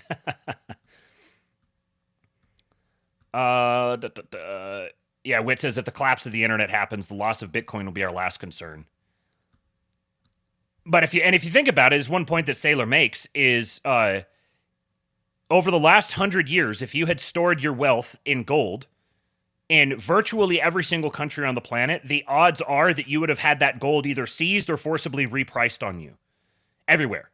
And that doesn't even get into the use case of actually having to move that gold around and then having to trust somebody to store it for you. And Stormy Waters has made this point a bunch of times recently. Virtually every country was on a gold standard once, and then inflation happened. And yet people say, oh, well, we're just going to use gold we're just going to go back to a gold standard to prevent inflation. No, gold standard doesn't prevent inflation. Gold does have commercial and industrial applications, though, as does silver. So does Bitcoin. Bitcoin has commercial applications that you can't even fathom. Go listen to in yesterday's show. I linked the conversation with it was on YouTube with the TFTC podcast, Marty Bent with Andrew Hones, the BitBonds guy, where they talked about Bitcoin as collateral, and he rattles off a bunch of different commercial applications for Bitcoin in the midst of all of that. It could completely transform the insurance industry. It's a great way of stabilizing your electrical grid. This is what Texas has been doing, using Bitcoin mining to stabilize the grid, because it gives you a buffer where the miners can operate or not operate, and it gives you that expanded electrical capacity that you would normally have to pay for while it's being unused. But Bitcoin miners can go in and they can use that expanded capacity until there's a major stress on the grid, and they can dial down their mining, so that power can be used, and then as soon as the demand goes down, then they dial their mining back up again. There's so many different applications that can be that are already being implemented. And if you don't like it, if you don't care, that's fine. I'm not telling you, like, I own very, very little Bitcoin because I don't even have any money to put into it. But if I did, I would be. And I mean, you can sit and complain about it and be in disbelieving about it, and you're just gonna be late to the party. I'm not going to go through this entire thread, but for the numbers that he was providing there, this is the guy who helped develop the methodology for it. Jesse Myers, Croesus, BTC. He's got a thread here. 13 million per Bitcoin in 20 years. That's what Michael Saylor expects. Thread breaking down what he sees and how he got to this number. So I'll link this thread in the King Pill Substack for this episode, where he breaks down part of like how he got to that, how Saylor got to that number, and the methodology that he was using that this guy developed. And down here, yeah, Bitcoin growing from 0.2% to 7% of assets. And like, this is that curve, the curve to get from 0.2% to 7% is not that far off from the current growth curve of it. I mean, the more years we get under our belt of this the expansion of Bitcoin and redenominating everything else in Bitcoin terms versus in dollar terms, 7% of assets sounds like a small number, but it's absolutely enormous. And you're going to get the network effect of as Bitcoin begins to absorb more and more of this capital, eventually there's going to be a point where everything flips. And instead of people pricing Bitcoin in dollars, people are going to start pricing other things in terms of Bitcoin. So he mentioned there's like all these other things, and he's like, you could invest your money in that, or you could invest it in this. And it doesn't mean that nobody's going to invest in those things anymore. It's that the value of those things is going to be redefined in Bitcoin terms, because right now we define them in fiat terms. But fiat obviously has all of its issues, and it's fundamentally based on credit. So we can have credit in a Bitcoin world, but it's actually stabilized credit. As soon as, so Bitcoin right now is 1.7 trillion market cap. When Bitcoin hits a $5 trillion market cap, going from 5 trillion to 20 trillion is going to happen really, really fast. Just because of the psychological effects of that happening, and then all of the institutional credence that's going to be lent to it because of organizations like the U.S. government giving it its stamp of approval and beginning to actually hold it as a reserve asset. And there's going to be tremendous demand for a neutral third reserve asset as we move into this multipolar world, which is mostly going to go to gold initially, but this increased demand for gold is going to bring with it an increased demand for Bitcoin. And the more that the Bitcoin use case gets proven, the more money is going to move toward Bitcoin. So I'd recommend going through and reading through this guy's thread here, and then he has a video. He got a 10-minute video down here. I don't have time to go through it right now, but he kind of breaks down some of the methodology. So that'll be linked on the King Pilled Substack. Howard Lutnick, speaking of Bitcoin bulls, I've got a couple statements here from Howard Lutnick, and then we're going to talk about Canada. So Commerce Secretary Howard Lutnick talking about Trump and his tax policy. When the president balances the budget, his first move is going to be, he has suggested that he would like to waive taxes for people under $150,000. That's aspirational, that when we balance the budget, and let me tell you, he's got a plan to balance this budget, right? We are going to take $1 trillion out of the waste, fraud, and abuse of all of our entitlements and all of our systems and all of our waste, and then we are going to raise $1 trillion. That's the Trump card. The Trump gold card is going to be a huge revenue producer. Tariffs are going to be a huge revenue producer. And then getting rid of all the tax scams like Ireland making $75 billion budget surplus. We've got all the ships of the world having Liberian. I mean, imagine a Liberian flag so they get out of paying U.S. taxes. You cut all that stuff out. You got a balanced budget. But on the way, we're going to cut no tax on tips, no tax on overtime, and no tax on Social Security. So no tax on tips, no tax on overtimes, no tax on overtime, no tax on Social Security. This is a very obvious, like, what are these things targeting? These are all tips, overtime, Social Security. This is patronage. This is direct patronage. Like, our goal here is to ultimately get rid of the income tax, but he's giving you a little hint here that this is once the budget is balanced. So once the budget is balanced, then they want to waive taxes for people under $150,000. He says that's aspirational. That's when we balance the budget. He's got a plan to balance the budget, get $1 trillion out, which as of right now, Doge is on track for that. I think they're on track to do more than $1 trillion, and then make everyone else pay for it. Make the rest of the world pay for it through tariffs and shipping fees, taxation of external parties, while waiving taxes on some of the most either vulnerable. If you're someone who depends on tips, you're one of the more economically vulnerable people. Scott Besson has talked about how Wall Street has done very well. It's time for Main Street to do well. People who live on tips, people who are paid hourly and make overtime, and then people who are retired and on fixed income. So we're going to remove taxes on this. This is a pretty substantial amount of the population right here. And there's a lot of different, I can't remember them off the top of my head, but there's a number of other exclusions and stuff that they've made that it became pretty clear, 6 months ago, the campaign was building up toward the election, that they were effectively eliminating the income tax piecemeal without doing like a formal elimination of it. They were effectively doing it piecemeal by going after things like tips and overtime and Social Security and removing taxes from that. Also, all of the energy deregulation and increased infrastructure and energy spending or infrastructure around energy production.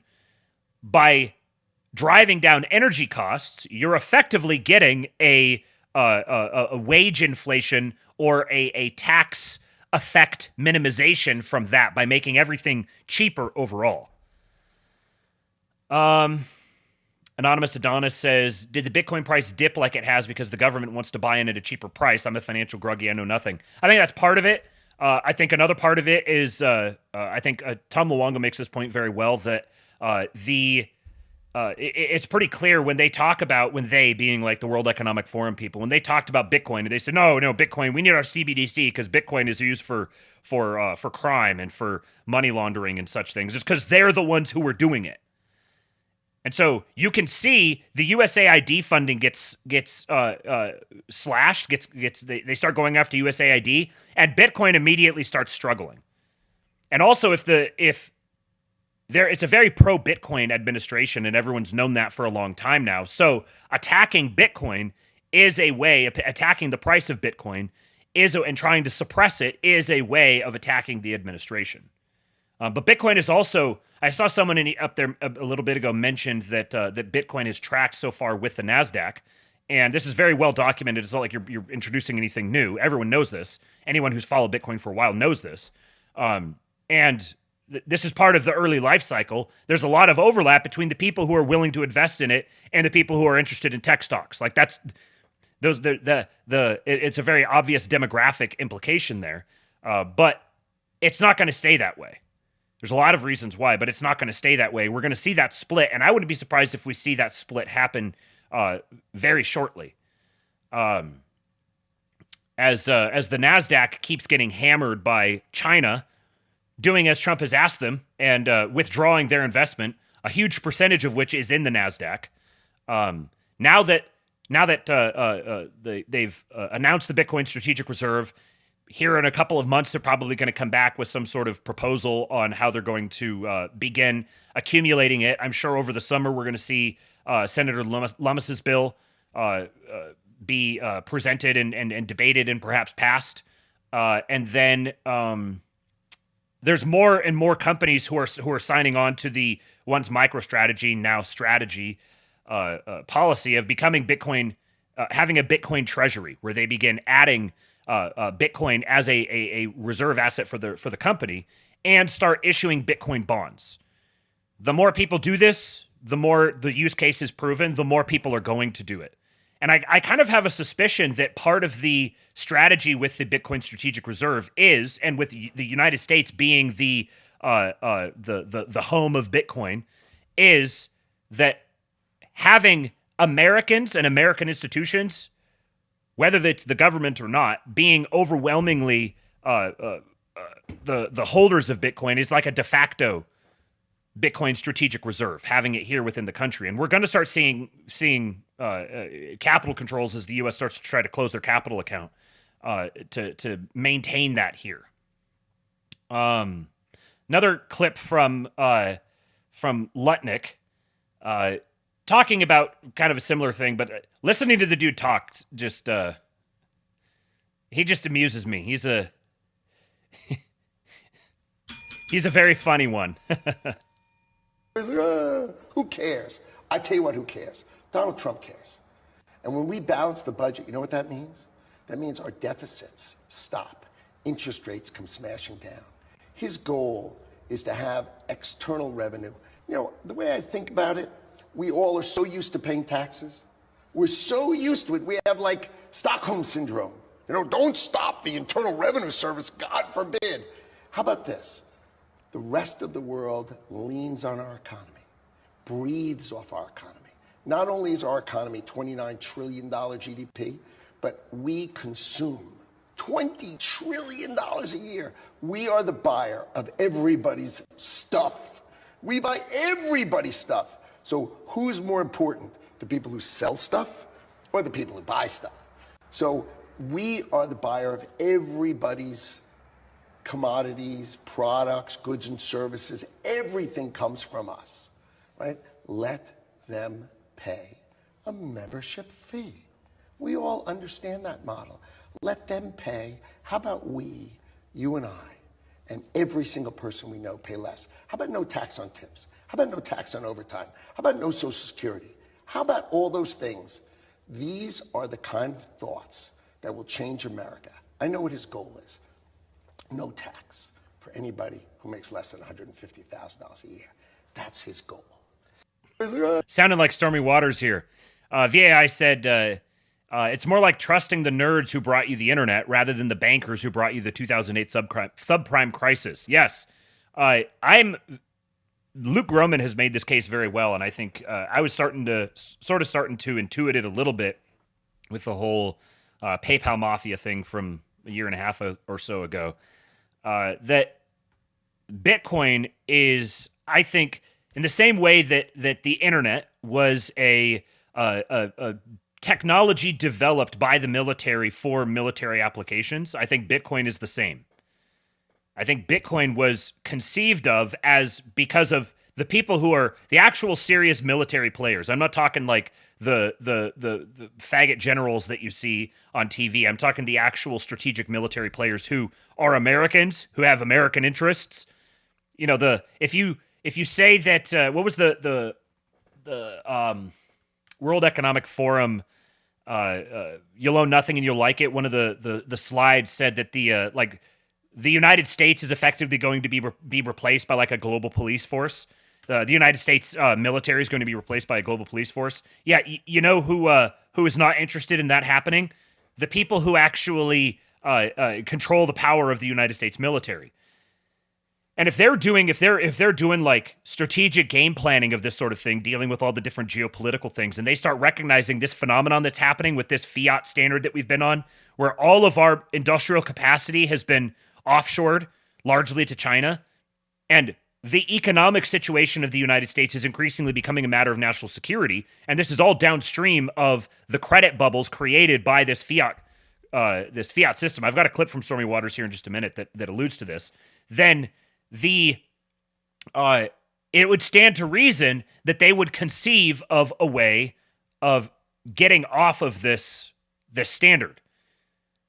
And it very much makes sense to me. Especially looking at the timelines of when Bitcoin started being developed and the whole story behind it. And to me, it seems very obvious that, I mean, it's using military encryption technology.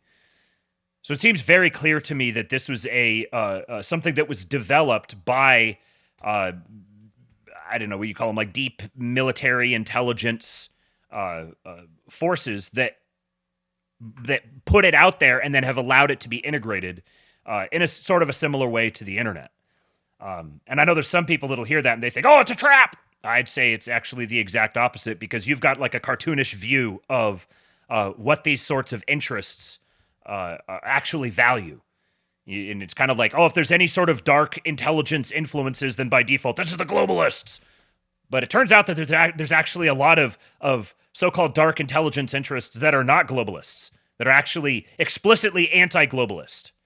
They just don't like come out and name themselves and say, hey, we are the dark intelligence interests who are opposing the globalist agenda. Here's another. So I'm going to compare and contrast here as we start talking about Canada.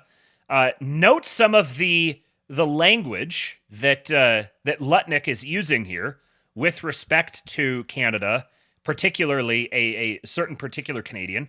And then I'm going to play a clip from Trump talking about the same man. Listen to this. So you're saying when it looks chaotic and unpredictable from the outside, that there actually is a master plan when it comes to these tariffs?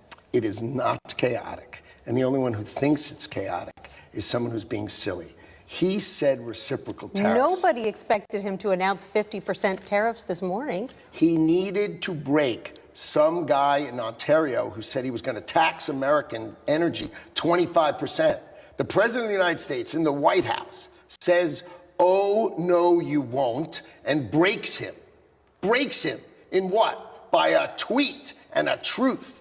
And you think that's chaotic? You know what I think that is? I think that is the thank God we have a president who's taking care of us. Because if you were in one of those states and you thought your energy prices were going to go up 25%, and you said, where's the president? And all of a sudden he came down like thunder to make that end, you'd say, cool. I'm glad that's the guy in the White House. And that's what we've got. I'm still very, very skeptical of Lutnick, given his involvement in that London clearinghouse for U.S. Treasuries. And then there's been a few other things that have come out where trying to figure out whether he's kind of on the outs with the administration doesn't trust him, or if he's... Well, let me play the clip of Trump. So this is the way he's talking about Doug Ford. He's some guy in Ontario. Doesn't even dignify him with a mention of his name. And yet this is the way that Trump talks about him. We got a little good guy, bad guy. Canada, and I respect very much. Sorry, good cop, bad cop. Canada, and I respect very much. As you know, there's a very strong man in Canada who said he was going to charge a surcharge or a tariff on electricity coming into our country. He has called and he said he's not going to do that. Okay, he's not going to do that. And it would have been a very bad thing if he did, and he's not going to do that, so I respect that. But we were just informed that he's not going to do that. The Ontario Premier calling you and giving you his decision about the electricity surcharge, and you said you were pleased about that. Will you make a different decision now about the tariffs on Canada? Will you reduce it? At that, but probably so, yeah. You're looking he was at a gentleman. Will you reduce it back? He was a gentleman. Look, I said it before. We give Canada $200 billion a year. We subsidize Canada between all of the things we give them and trade. We give them. We don't have to have cars made in Canada. We don't have to have lumber from Canada. We have tremendous lumber. We have tremendous trees. All I have to do is unfreeze them from some of the restrictions that were put on. I can do that with an executive order. We don't need energy. We have more energy than anybody else in the world. So we spend $200 billion a year subsidizing Canada. We don't have to do that. And frankly, the way that gets solved is Canada should honestly become our 51st state. We wouldn't have a northern border problem. We wouldn't have a tariff problem. They don't have much. They spend very little, as you know, the least of almost anybody on military. And we spend the most of anybody on military. We have a great military. I rebuilt the military during my first time. We're going to have to rebuild it a little bit again. Not that much, but we're going to have to rebuild it a little bit again. But Canada would be great as our cherished 51st state. You wouldn't have to worry about borders. You wouldn't have to worry about anything. And by the way, Canada is very highly taxed, and we're very low tax. We're considered a low tax nation because of me, because I cut the taxes so low. So the people of Canada would pay much less tax. But just to be it clear, makes a lot of sense. And by the way, when you take away that artificial line that looks like it was done with a ruler, and that's what it was. Some guy sat there years ago and they said, rah. Well, when you take away that and you look at that beautiful formation of Canada and the United States, there is no place anywhere in the world that... Kind of an awkward cutoff there. But so it seems like there's a little bit of a good cop, bad cop thing happening here. And like I said, I don't entirely trust Lutnick, and I don't know that the administration entirely trusts him, given some of the rumblings that I've heard. But there is some utility in having a sort of a bull in a china shop guy, your enforcer who goes out there and pumps you up and makes you look good, and he's the one who goes out and you know, gets a bunch of punches in on the core there and kind of softens them up for you to come in and do your thing. So for now, it seems that Lutnick has utility. This is something that I've been hearing a little bit more about lately. This is a thread from someone who's screeching about Trump, but Chris O. Wiki, independent military history author and researcher. That to me screams intelligence asset. He says Donald Trump may be aiming to annex the Great Lakes and possibly southeastern Ontario in a maximalist scenario and kick Canada out of NORAD, judging by first-hand accounts of talks between Canada and the Trump administration.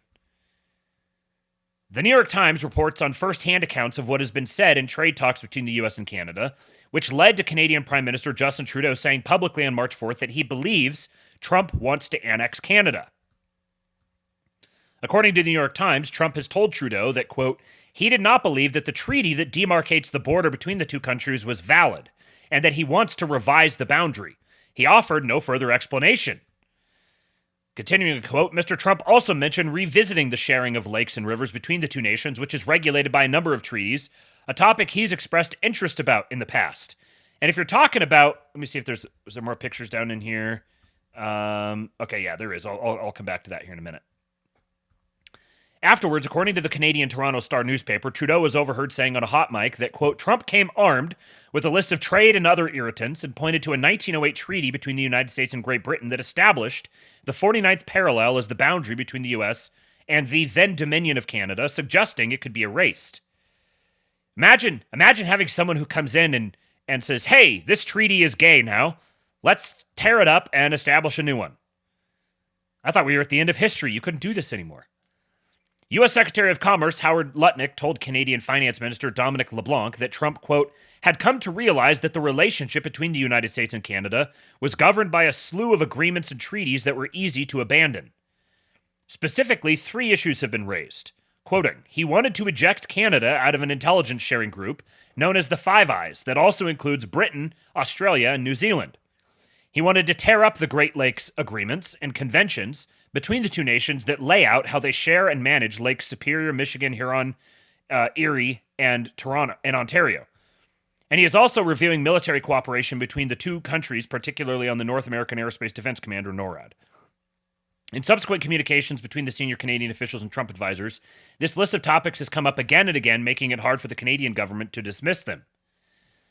The reference to the 1908 treaty is somewhat odd, as the National Post has pointed out. It was only one of a series of 11 treaties under which the U.S., Britain, and Canada defined the border and divided up the management of boundary rivers and lakes.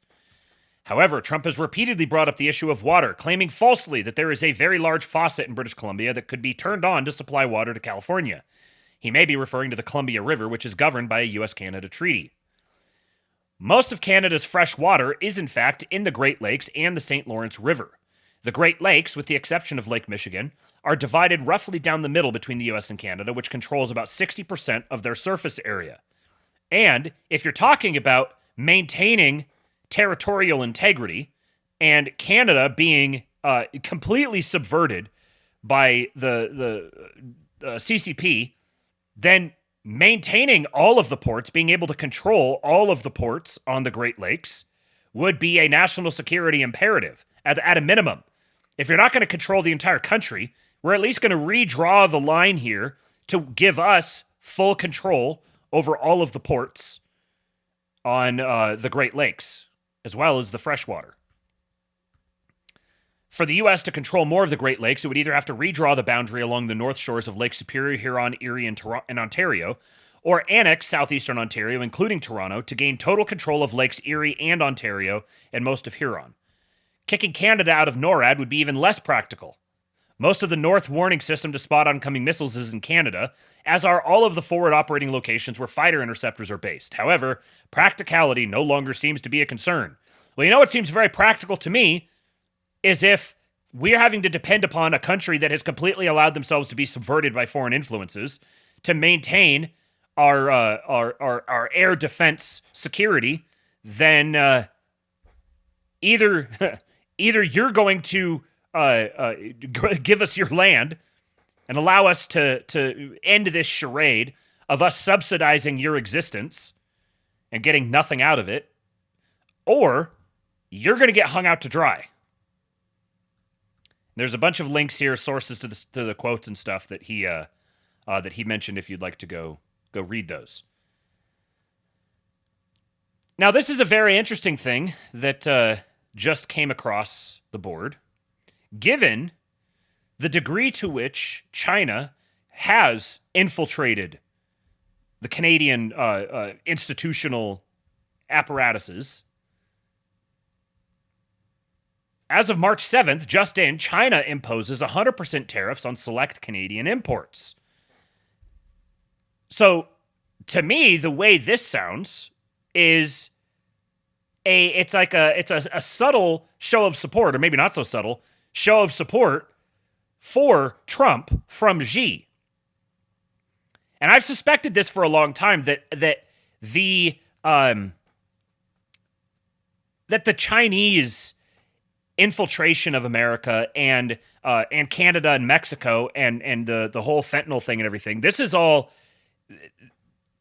it's honestly pretty rational when you look at what the previous American government has done to China, the whole opium wars, and the posture that it's hard to say the Americans, because really this is like America has been occupied by non-American interests that are wielding America.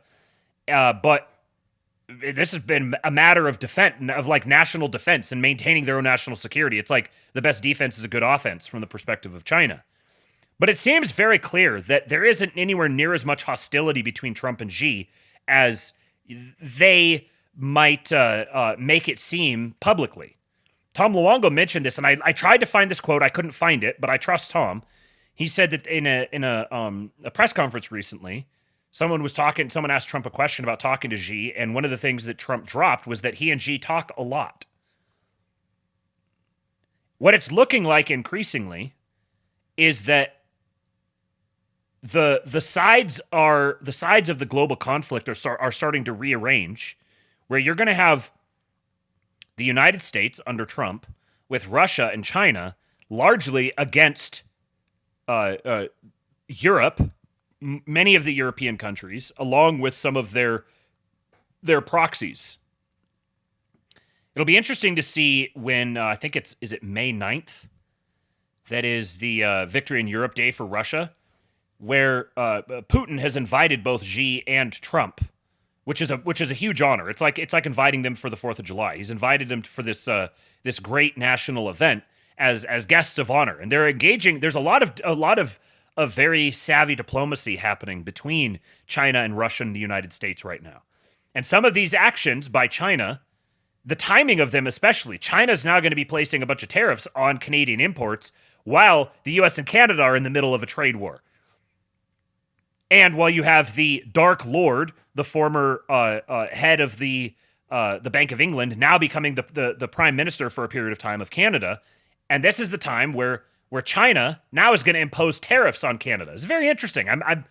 I can't completely parse all of the games that are being played here, but at least on its surface, this looks like a show of support for Trump and his agenda from China. And when I was searching for stuff on this, I discovered this. I wasn't totally following this story a year ago, 10 months ago, but this is from May of last year. The European Union has issued an ultimatum to China to reduce production, otherwise they will introduce sanctions. European markets are being flooded with Chinese products, such as electric cars and steel, Ursula von der Leyen complained. She called on Beijing to solve the, quote, problem of excess production. Otherwise, the European Union will introduce tough economic measures against Beijing. Sounding downright Trumpian. FB informant says Xi probably wants to destroy the gay as well. Yes, I would suspect that he does. I think China, Russia, and the United States all have a collective interest in destroying the gay. It makes a tremendous amount of sense for all of them.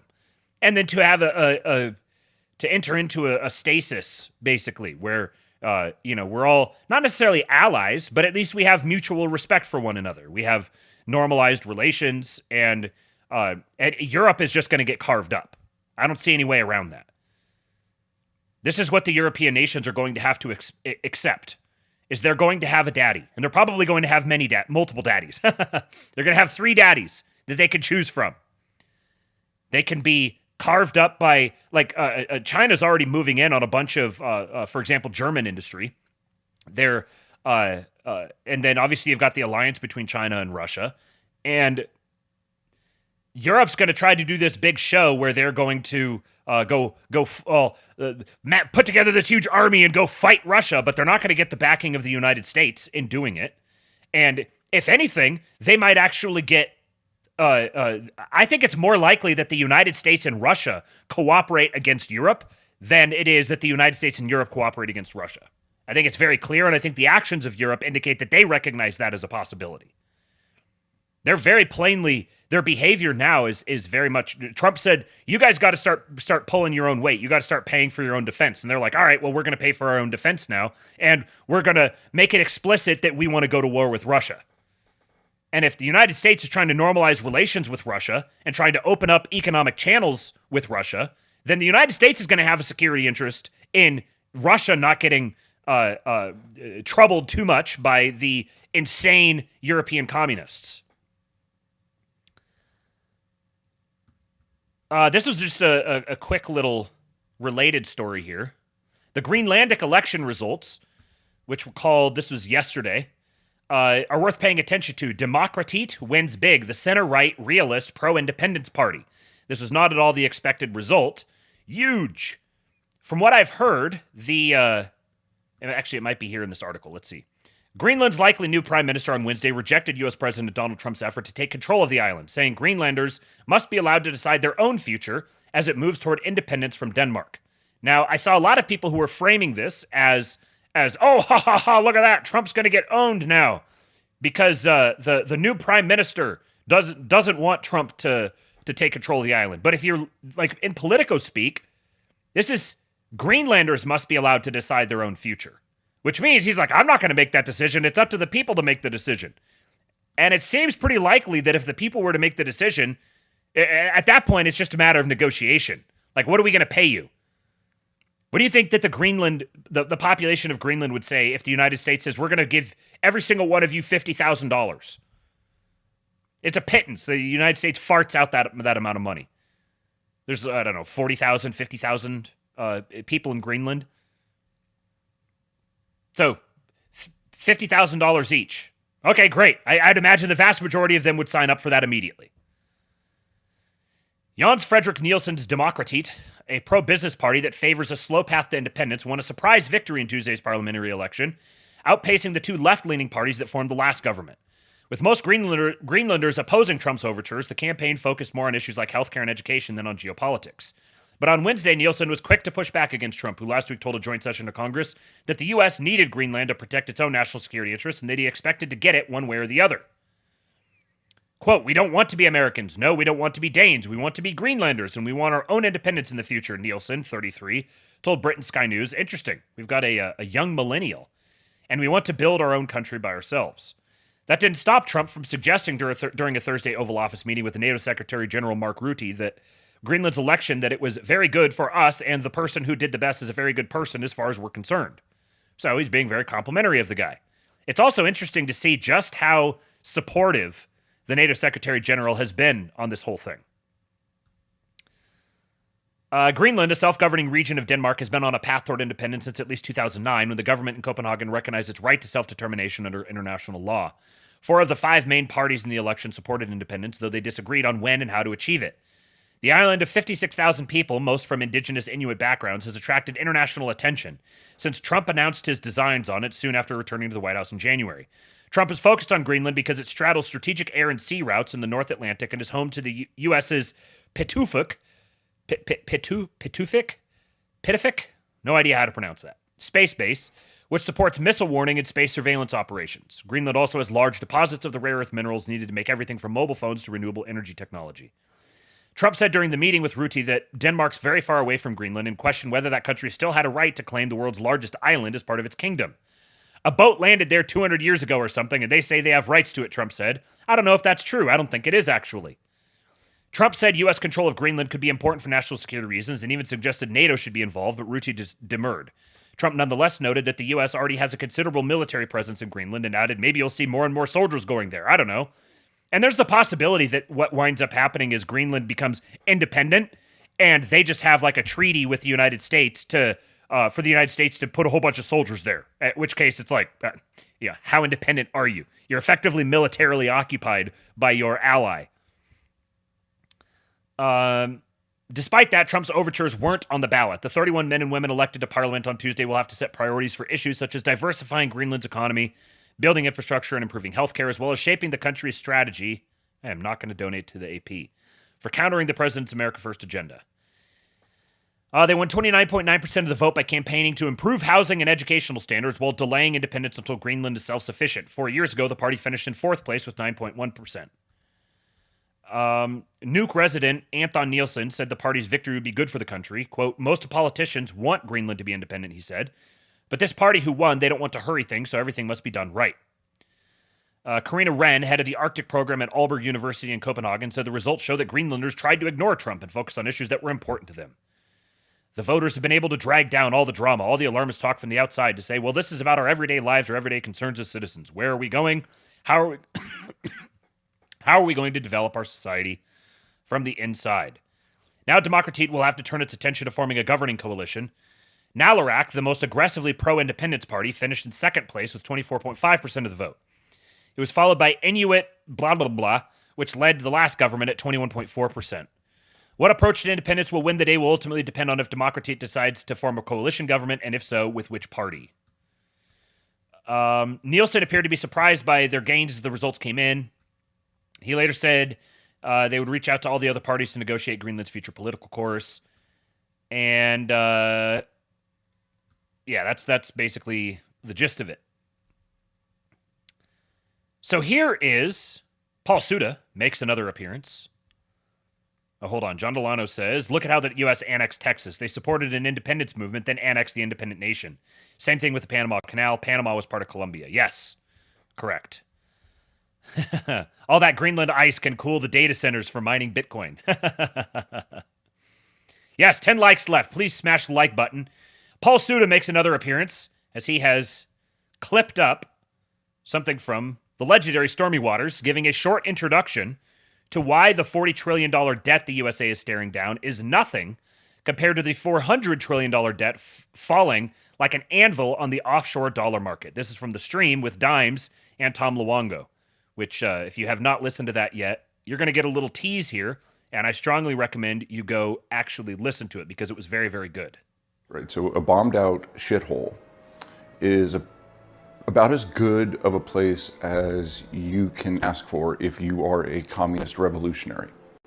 So after World War II, Europe was now, butting right up against the communist Soviet Union and was in fact a bombed out shithole. This is a problem. So rather than give a bunch of gold or just send money over there in pallets like we did in Afghanistan or whatever, which credit where credit is due. If it wasn't maliciously used afterwards, it was a brilliant move. We're the only nation in history that went to war on a scale that no other human civilization in all of history has ever gone to war. And we are the only country that has gone to war at any scale that didn't get inflation and economic destruction afterwards. We in fact got a period of economic prosperity. So it was clever, but it got hijacked. This privilege, the ability to lend in dollars, was supposed to go to the Bank of England, like I said, but through some rather shady shit, it somehow ended up a privilege of Midland's Trust Bank. By the end of the 60s, Midland's Trust Bank had stitched up in some way or form, whether it be through bonds or whether it be through options on equities or whatever, but they've, through various means and various, shell companies, they pretty much stitched up every bank in England. And by the end of the 70s, most of the banks on the European continent were in some way, shape, or form, whether majority or minority, owned by the same folks that owned Midland's Trust Bank. And it was only in the 70s when this system that was a life raft, a rope that we threw to the Europeans post-World War II, was fashioned into a noose and immediately tried to be thrown around our neck as soon as we weren't paying attention. So libertarians, you don't have a gold standard, not because Richard Nixon is a mean, bad guy. It's that the dollars were redeemable in gold, and we forgot about a money printer that we may have left in Europe on accident. And they printed a bunch of them, and they tried to redeem them all at once, which is why you don't have a gold standard. Very good breakdown. And this is part of this move by Canada to start offering US dollar denominated bonds, is an attempt to keep that going. Because essentially what's happening is the administration, in cooperation with Jerome Powell at the Fed, is attempting to suck out as much of the euro-dollar market as they can so that the United States can actually control its own currency rather than being... Because all of those offshore dollars that have been printed and massively hyper-leveraged, and all of the infinite daisy-chained rehypothecation schemes that they have, because those banks are not held to the same regulatory standards as the U.S. banks with the U.S. dollars. All of those dollars that they print are redeemable one-to-one with the dollars that actually come directly from the Fed. So the administration is moving in the direction where they're trying to restore the role of the Fed and close the capital account from the rest of the world and have the Fed be the one place where you can get dollars. If you're offshore and you want to get dollars, you got to go to the Fed. So now with Canada beginning to saying that they're going to offer these dollar-denominated bonds, that's their way of trying to continue to provide U.S. dollar liquidity to Europe, so that Europe can use that to continue this scheme and to continue to rope the United States into these sorts of conflicts. So this is their attempted workaround to get the United States to continue to finance their military expansionism against the evil Ivans. These people are pathological psychopaths. This is why, as Luongo said, they should treat this new initiative by the Canadians as an act of war. This is like an explicit effort to undermine our currency, to weaken us economically for their own ends, so that they can... And Canadians, normal everyday Canadians, are just the dupes who are getting dragged along in this by their leadership class, who, frankly, need to be Mussolini'd. They're selling out their own country to facilitate the goals of their overlords. So this is Putin's response. I'm gonna have to read this to you guys. There's this ceasefire deal that the Ukrainians have supposedly agreed to. Zelensky wrote a letter to Trump apologizing, and Marco Rubio and Mike Waltz went to Saudi Arabia and met with the Ukrainians and agreed to this 30-day ceasefire. Now, the thing about this, everyone immediately was like, oh, there's no way Russia's ever going to agree to this because Russia is winning. Like, yeah, when you're losing a war very, very badly, and then you say, hey, let's have a ceasefire. Russia's like, yeah, we offered you one and you didn't take it. Now that we're winning, we have no reason. Like, give us a reason why we should agree to the ceasefire while we're winning, while we're taking more and more territory and capturing your men and eradicating your force. Why should we agree to a ceasefire now? You're just going to use that ceasefire to establish a better military position and then blow up the ceasefire. But note how he does this all in English, so I'm going to have to read the subtitles. So apologies if this is a little clunky, but it should work better for the people who are on audio only. I am just struck by how, between Lavrov and Putin, how legitimately remarkable the Russian diplomatic skill is. And I think that this says a lot. All the people who have something to sell you, they're all freaking out in one direction or the other. Oh, the stupid Americans, they're so stupid. How could they possibly think that Putin's just going to smash this back in their face? And he doesn't do that at all.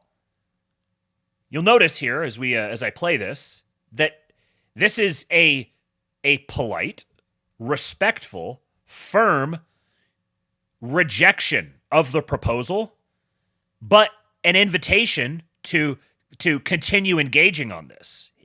He could just be like, yeah, go fuck yourself with your ceasefire. We're winning. And he sort of does that in a sense, to spoil it. He sort of does that in a sense, but he does it extremely diplomatically and also publicly outlines the terms of negotiation. So here it goes. Here's his full response. Let me pull the volume down just a little bit so I'm not competing with him too much. So as for Ukraine's readiness to ceasefire, I will say now, of course, actually I'm just going to mute it altogether. I will say now, of course, how I assess it. But first of all, I would like to start with words of gratitude to the President of the United States, President Trump. I talk faster than he does. For his attention to Ukraine's settlement. We all have our own current affairs, but many leaders of states and the President of the People's Republic of China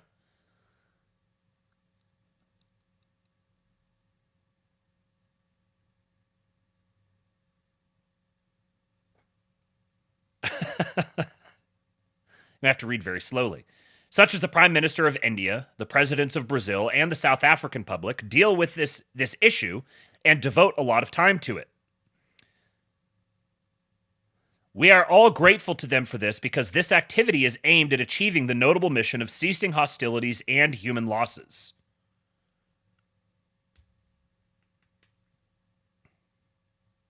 Secondly, we agree with the proposal to cease hostilities, but we assume that this ceasefire should lead to a long-term peace and eliminate the initial causes of this crisis. So, very good point here. So, we agree with the proposal to cease hostilities. Yes, it would be good to have a ceasefire, but we know what your bullshit is all about. We know how this has worked in the past. we know that this is like calling a bluff. We know that this is not an actual call for a ceasefire. This is a call for give us time to rearm and reposition ourselves. So he's saying, we agree with the proposal to cease hostilities, but we assume that this should actually lead to a long-term peace. So this should be the start. Like, there's no more fighting after this. So he's saying, yeah, we agree. Like, yeah, let's stop fighting now. We're happy to say we're going to stop fighting.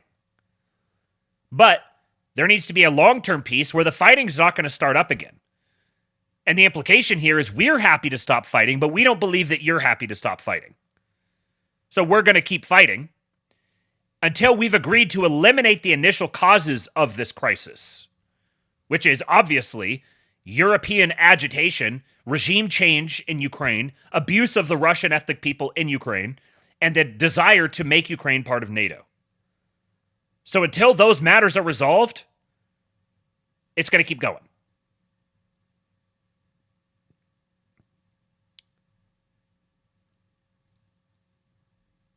Speed this up a little.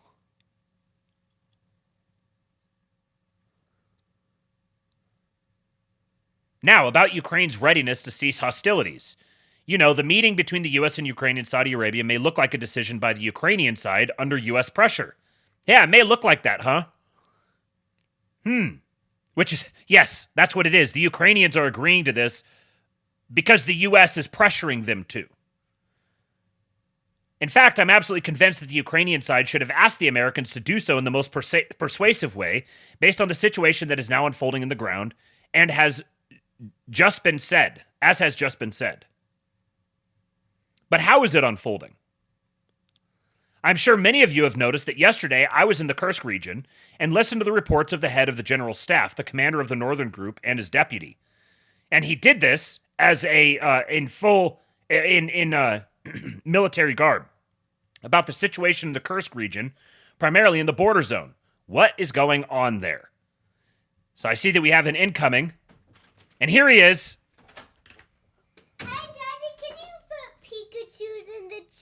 Pikachu's in the chat. I don't know if it's possible to put Pikachu's in the chat. I didn't even know you knew what Pikachu was. Where did you learn about Pikachu? In a Cozy Critters one. A Cozy Critters? Did you know that Pikachu's have an electric pouch? They have an electric pouch? A pouch that carries electric. It carries electric. Yeah, you got to lean forward here so people can see you on the camera. And did you know do you know what a Pikachu does when you give it a light bulb? What does it do? It lights it up with its own electricity. Its own electricity? Uh-huh. That's crazy, man. Yeah. Did you just learn about Pikachu today? Uh-huh. Yeah? The young ones are coming along. Look at that. One of the guys put, I'm not going to say your name in front of him.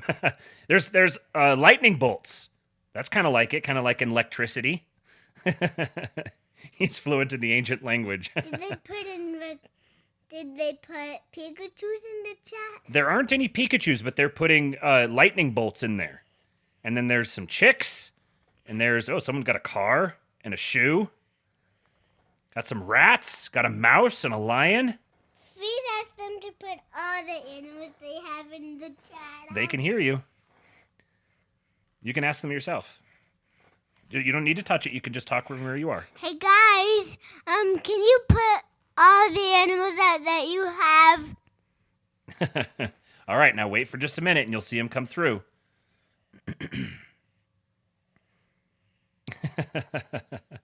Electricity, that's right.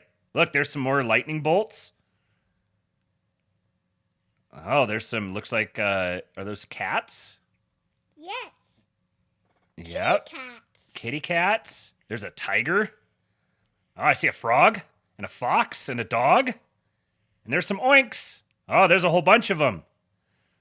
Look at all those animals. You can see them better over here on this screen. Why? Because it's just easier to see. Look at all those animals just for you. You're a pretty special kid, aren't you? Mm-hmm. All right, Daddy's got to get back to his show now, okay? Do they have any more? Yep, there's still more coming. There's a whole screen full of them. All the animals. Can you ask them to put monsters in the chat? Monsters, don't pick your nose.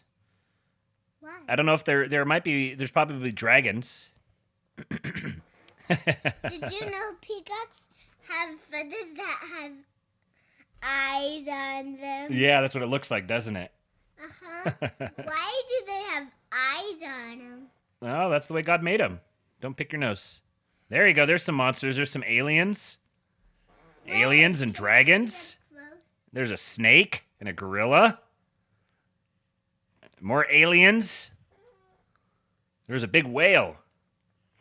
All right, bud. Daddy's got to get back to do a show now, okay? And a lion. There's a lion. Give me a smooch. I love you, Papa. Have a good sleep, okay? Have a good sleep, okay? I'll see you in the morning. Have a good sleep, listeners. Have a good sleep, listeners. All right, run back downstairs to Mommy. No.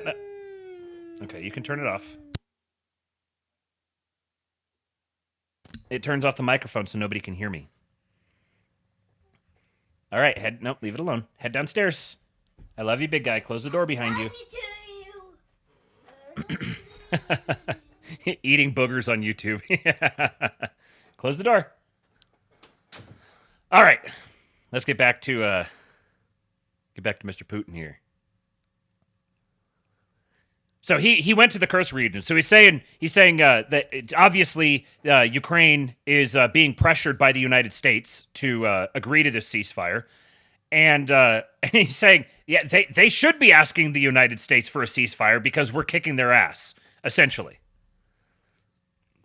So he says, what's going on there? The situation there is completely under our control, and the group that has invaded our territory is in isolation. This is complete isolation and complete fire control. I don't know the last time I saw Putin in military uniform. The Ukrainian troops' control within this zone of invasion has been lost.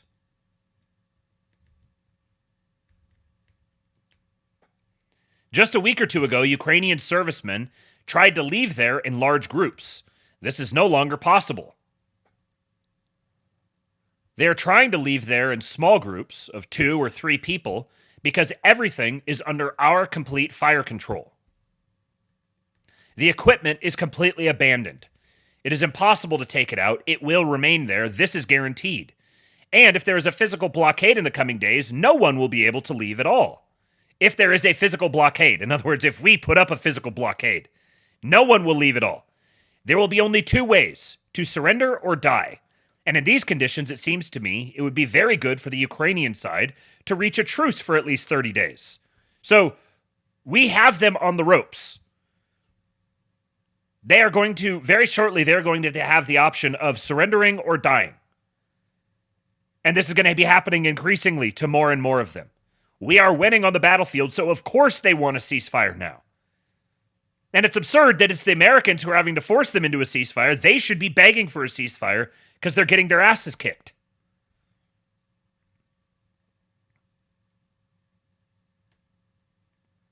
And we are for it, but there are some nuances. Note his body language when he says that. Watch his little finger. We are for it, but there are some nuances. What do they mean? First, what are we going to do with this area of invasion in the Kursk region? If we stop the hostilities for 30 days, what does it mean? That everyone who is there will come out without a fight? Should we let them out after they have committed a lot of crimes against civilians? Or will the Ukrainian leadership just give them an order to lay down their arms and just surrender? Which basically, the subtext to the here, I think, is unless the Ukrainian leadership gives them an order to lay down their arms and surrender to us, we're going to kill all of them. Because they've committed a lot of crimes against civilians. How will it be? It is not clear. You guys haven't delineated this for us. And how will other issues be resolved on all contact lines? And this is almost 2,000 kilometers. And there, as you know, Russian troops are advancing practically on all areas of combat contact. So there's a 2,000 kilometer, front on this war. And Russians are advancing and winning in basically every point. So what does the ceasefire mean? Does the ceasefire cover all 2,000 kilometers? How is this going to be enforced? Back to him. And there, too, conditions are being created for us to block quite large units. So in other words, cutting them off. So they don't even have the ability to retreat. So it's not just a matter of losing, it's that they can't even retreat. So how will these 30 days be used? In order for this forced mobilization to continue in Ukraine? In order for weapons to be delivered there?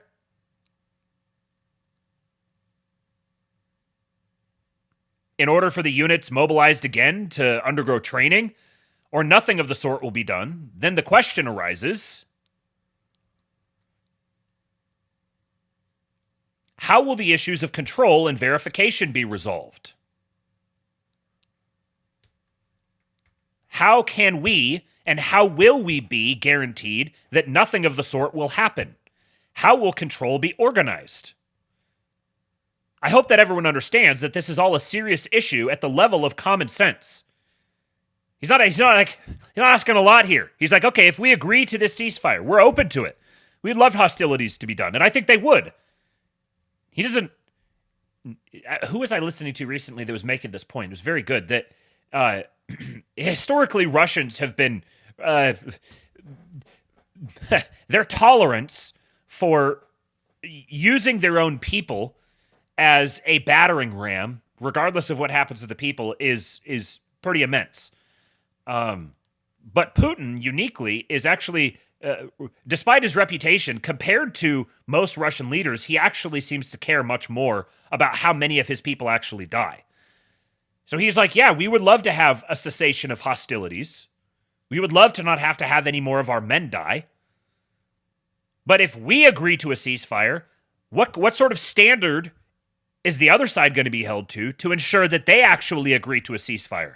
And they're not just basically inducing us into stopping, royally rolling them on the battlefield so that they can rearm and retrain and move munitions around and reposition to regain some type of an advantage. If that sort of thing is not made explicit, then we're not going to agree, which is an entirely reasonable position to have if you are the dominant force that is clearly winning. He says, so who will issue orders to cease hostilities? And what is the price of these orders?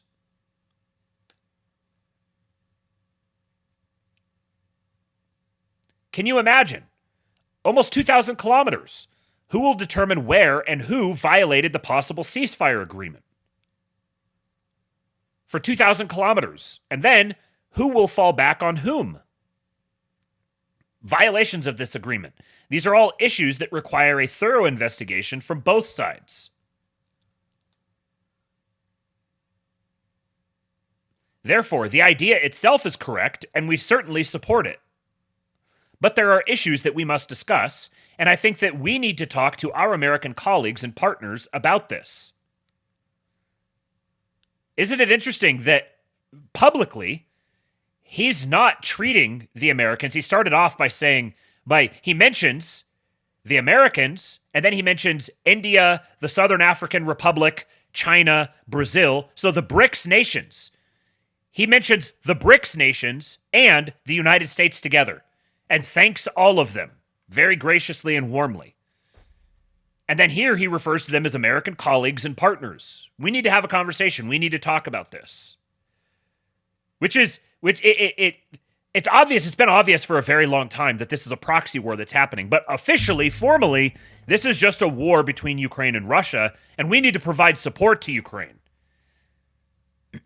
And yet, here he's saying outright, we're negotiating this with America. Because obviously America's behind it, but he's making a distinction between the former leadership of America and the present leadership of America.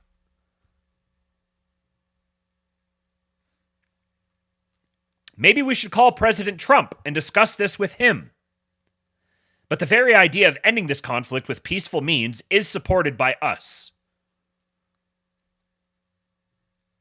And this speech being made a couple of days after Trump said that he was going to be talking with Putin personally shortly. So I think I feel pretty confident that this is largely a performance, that the American delegation they've already negotiated a bunch of this stuff, but they're going through the public performance for all of this so that all of the premises are laid out.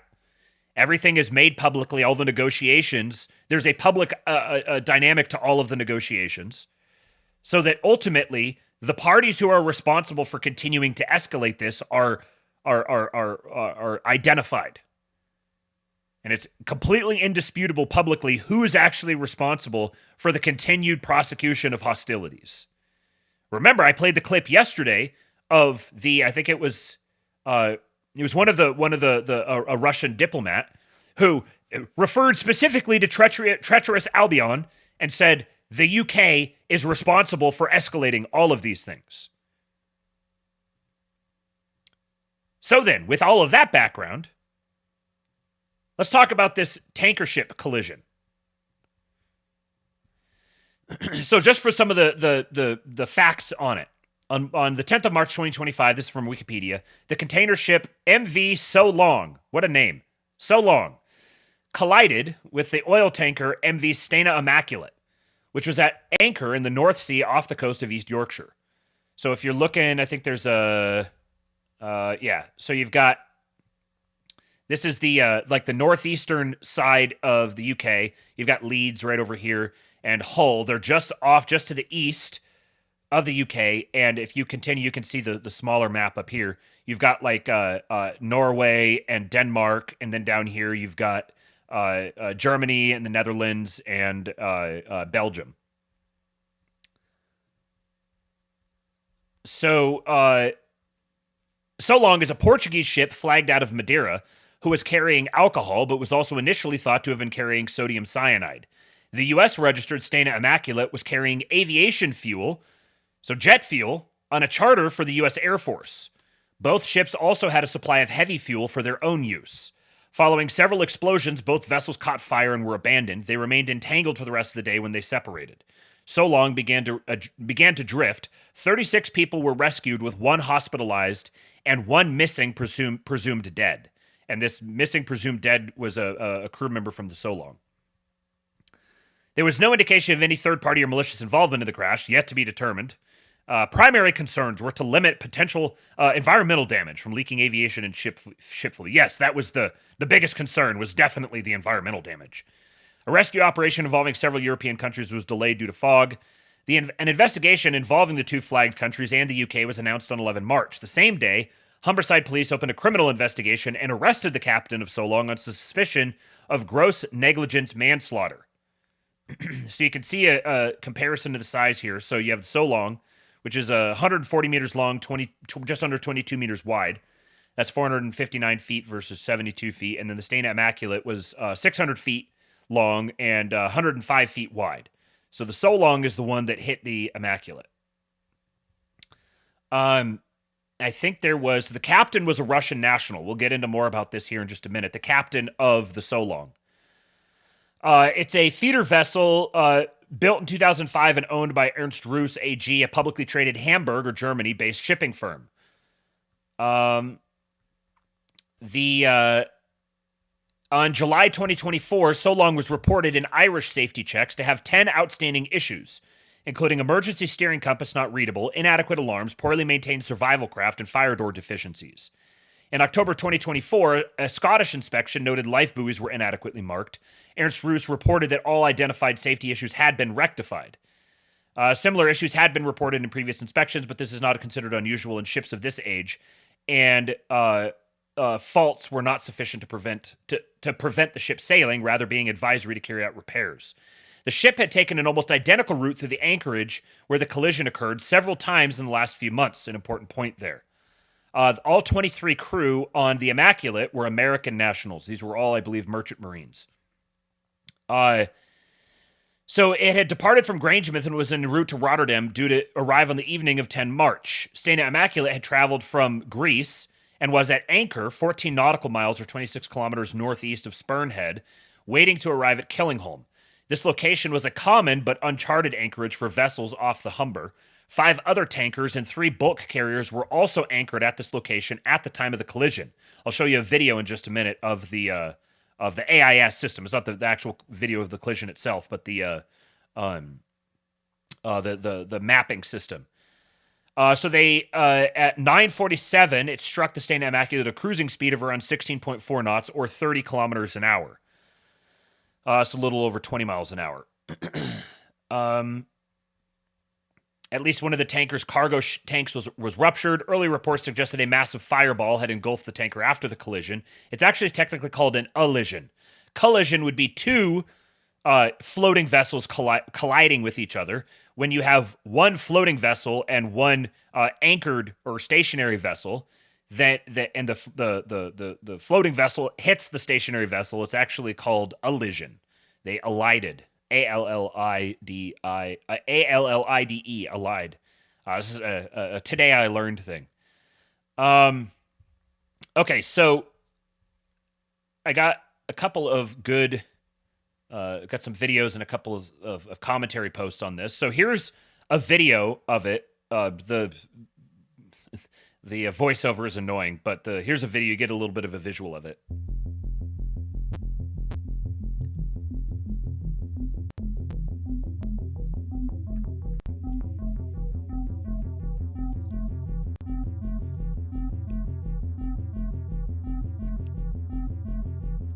Authorities are concerned about the potential environmental damage to sea life after a tanker collision in the North Sea, off England's east coast. Aerial views show a huge hole in the side of the tanker Stena Immaculate, which remains anchored at sea.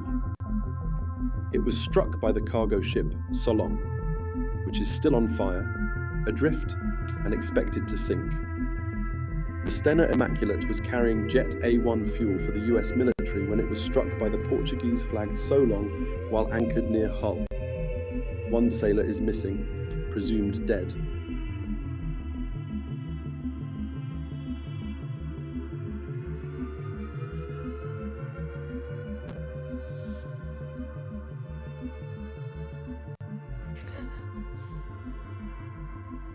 Okay. So here's a video of the cargo ship crashing into the American oil tanker via AIS. You can see the trajectory here. So the Stena Immaculate had been anchored for at least 24 hours in that same position.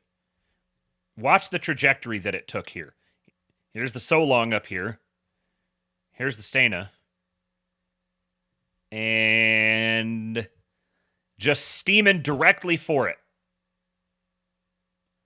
Doesn't divert one way or the other, just whammo, plows straight into it. So Huntsman, one of the great logistics posters, says the owner, let me make sure, the owner of the Solong, which struck the U.S. flagged Stena Immaculate, part of the U.S.'s small but critical tanker security partnership, revealed publicly a couple hours ago that Solong's captain is a 59-year-old Russian national. He was detained yesterday by UK authorities on charges of gross negligent manslaughter, as one of Solong's crew members is missing and presumed dead from the incident. The rest of the Solong crew is reported to be a mix of Russians and Filipinos. Other details have also been leaking out, with authorities revealing that So Long has recently failed critical safety inspections, which perhaps notably, perhaps not, is a common indicator of shadow fleet vessels that operate under non-Russian flags but serve the interests of Russia, Iran, and China in evading sanctions on global waterborne trade. Photos courtesy of the greats John Conrad and Sal Mercoglianos, who've both been providing outstanding expert coverage of this incident. So a couple photos of the damage here. Now, so it might be notable here that we've got a Russian pilot, we've got at least part Russian crew, and the at least preliminarily, this fits the description of shadow fleet vessels that operate under non-Russian flags but serve the interests of Russia, Iran, and China in evading sanctions of global waterborne trade. So there's the possibility this is entirely incidental. There's the possibility that this is just entirely just a mistake. It's incompetence. The guy was drunk. Miscommunications. Whatever. However, that this is happening now, and it's right off the coast of the UK. It's a Russian pilot, a Russian captain, an American military support vessel. This is all very, very curious. Now, I would say it's entirely implausible that this is the Russians actively trying to sabotage the U.S. military. It doesn't seem to fit any of the rest of their pattern of diplomacy right now, and they couldn't. They are in a much better situation having a good relationship with Trump than they are pissing him off or doing something like this intentionally. However, there is absolutely a certain constituency that would want to create the illusion of this. They would want to make it look like this is the case. So to me, the fact that the idea that this is a Russian plot to attack the U.S. military by proxy, that seems like completely implausible to me. So it seems that the option here is either, one, it's genuinely just an accident and the timing is extremely unfortunate, or two, this is being set up to look as if this is a Russian attack on U.S. infrastructure. So this from Sal Mercogliano shows the tracks for So Long over the past year has the ship crisscrossing the area. Specifically, she sailed over the exact spot where Stena Immaculate was anchored a half a dozen times this year.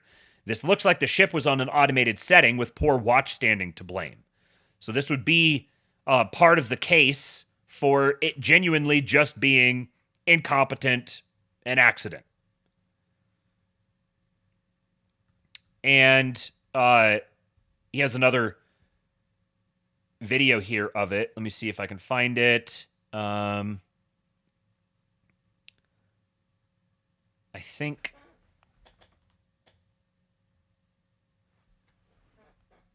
What am I looking at here?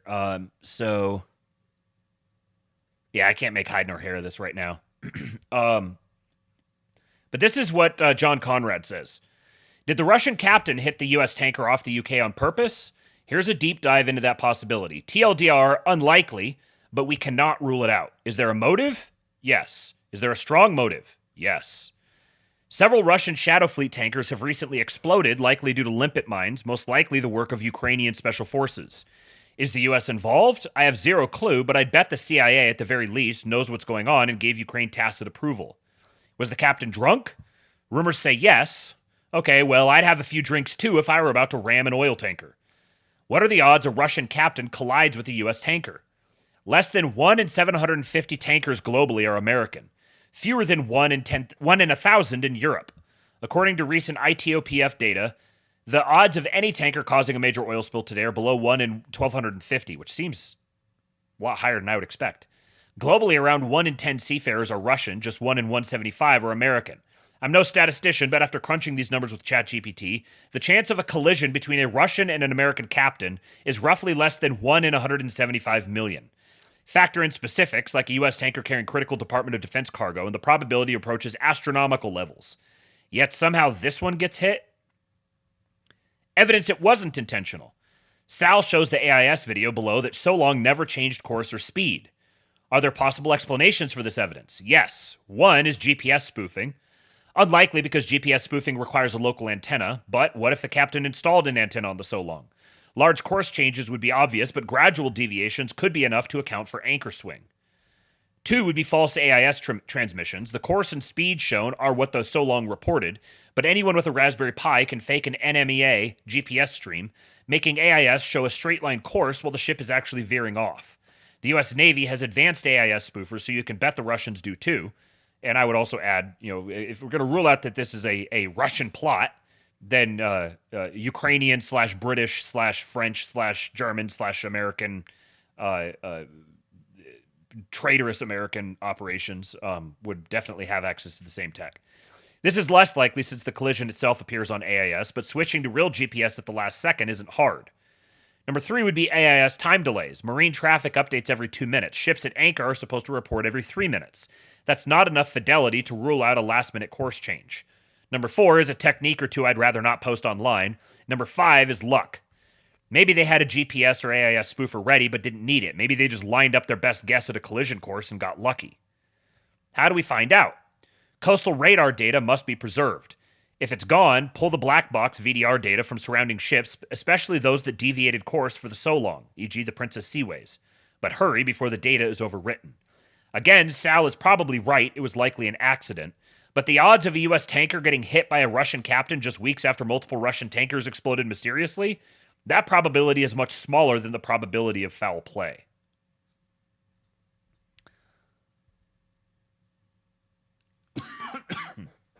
All right, so, yeah, that's, I guess, to me, I would say it seems like it's probably 70% likely that this is a part of this upswing in whatever deep state regime, old regime terrorism, motivated at trying to throw a wrench in the peace talks.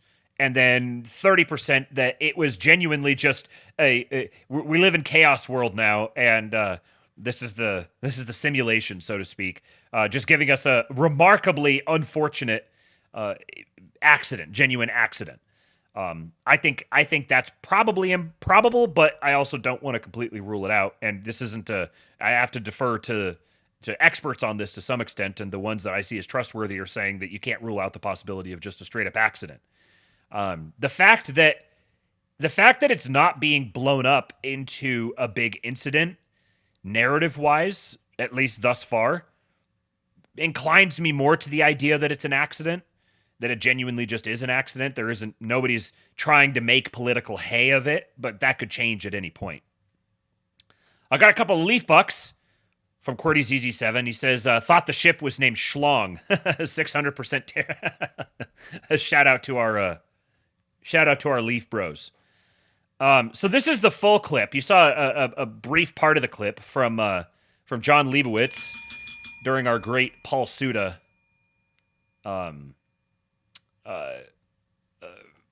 recap video we played at the beginning. But here's the full clip, and this is quite fascinating. I'll play it for you, and then I'll react to it.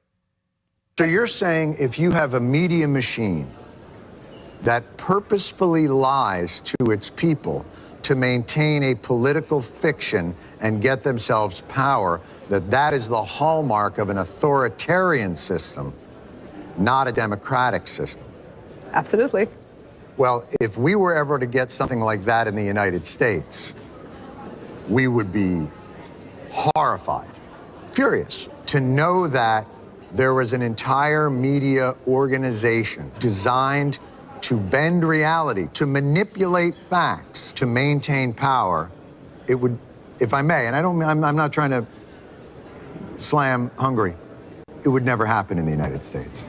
It's just not, I almost can't even conjure it, imagine it. It must be very difficult to live in a country where one media organization, out of whole cloth, knowingly, explicitly, maybe even in meetings behind the scenes might say, we're lying to our audience, holy shit, and then call for news people to be fired for telling the truth. I mean, if something like that happened in the United States, it would be a dark day indeed. So I appreciate you raising the alarm bells for us. Chief Trumpster here says, Jon Stewart is this close to getting it. Jon Stewart gets it. Jon Stewart knows exactly what he's doing. Now, it's one of those, like, blink twice if this is a cry for help, John.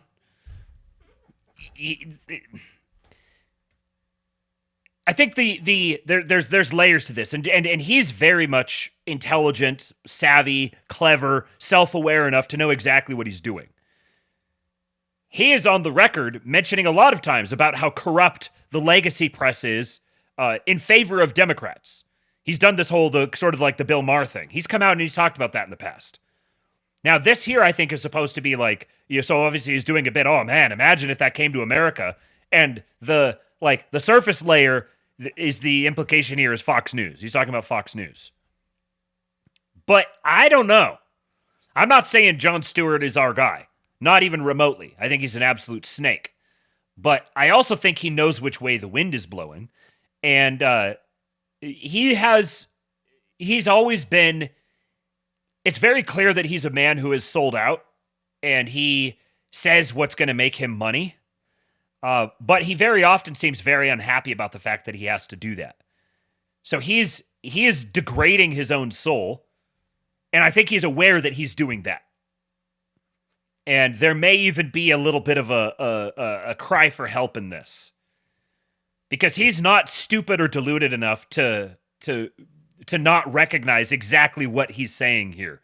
Even if he wants to be like, he's got plausible deniability with all of his insane lib friends to be like, oh yeah, I was talking about Fox News.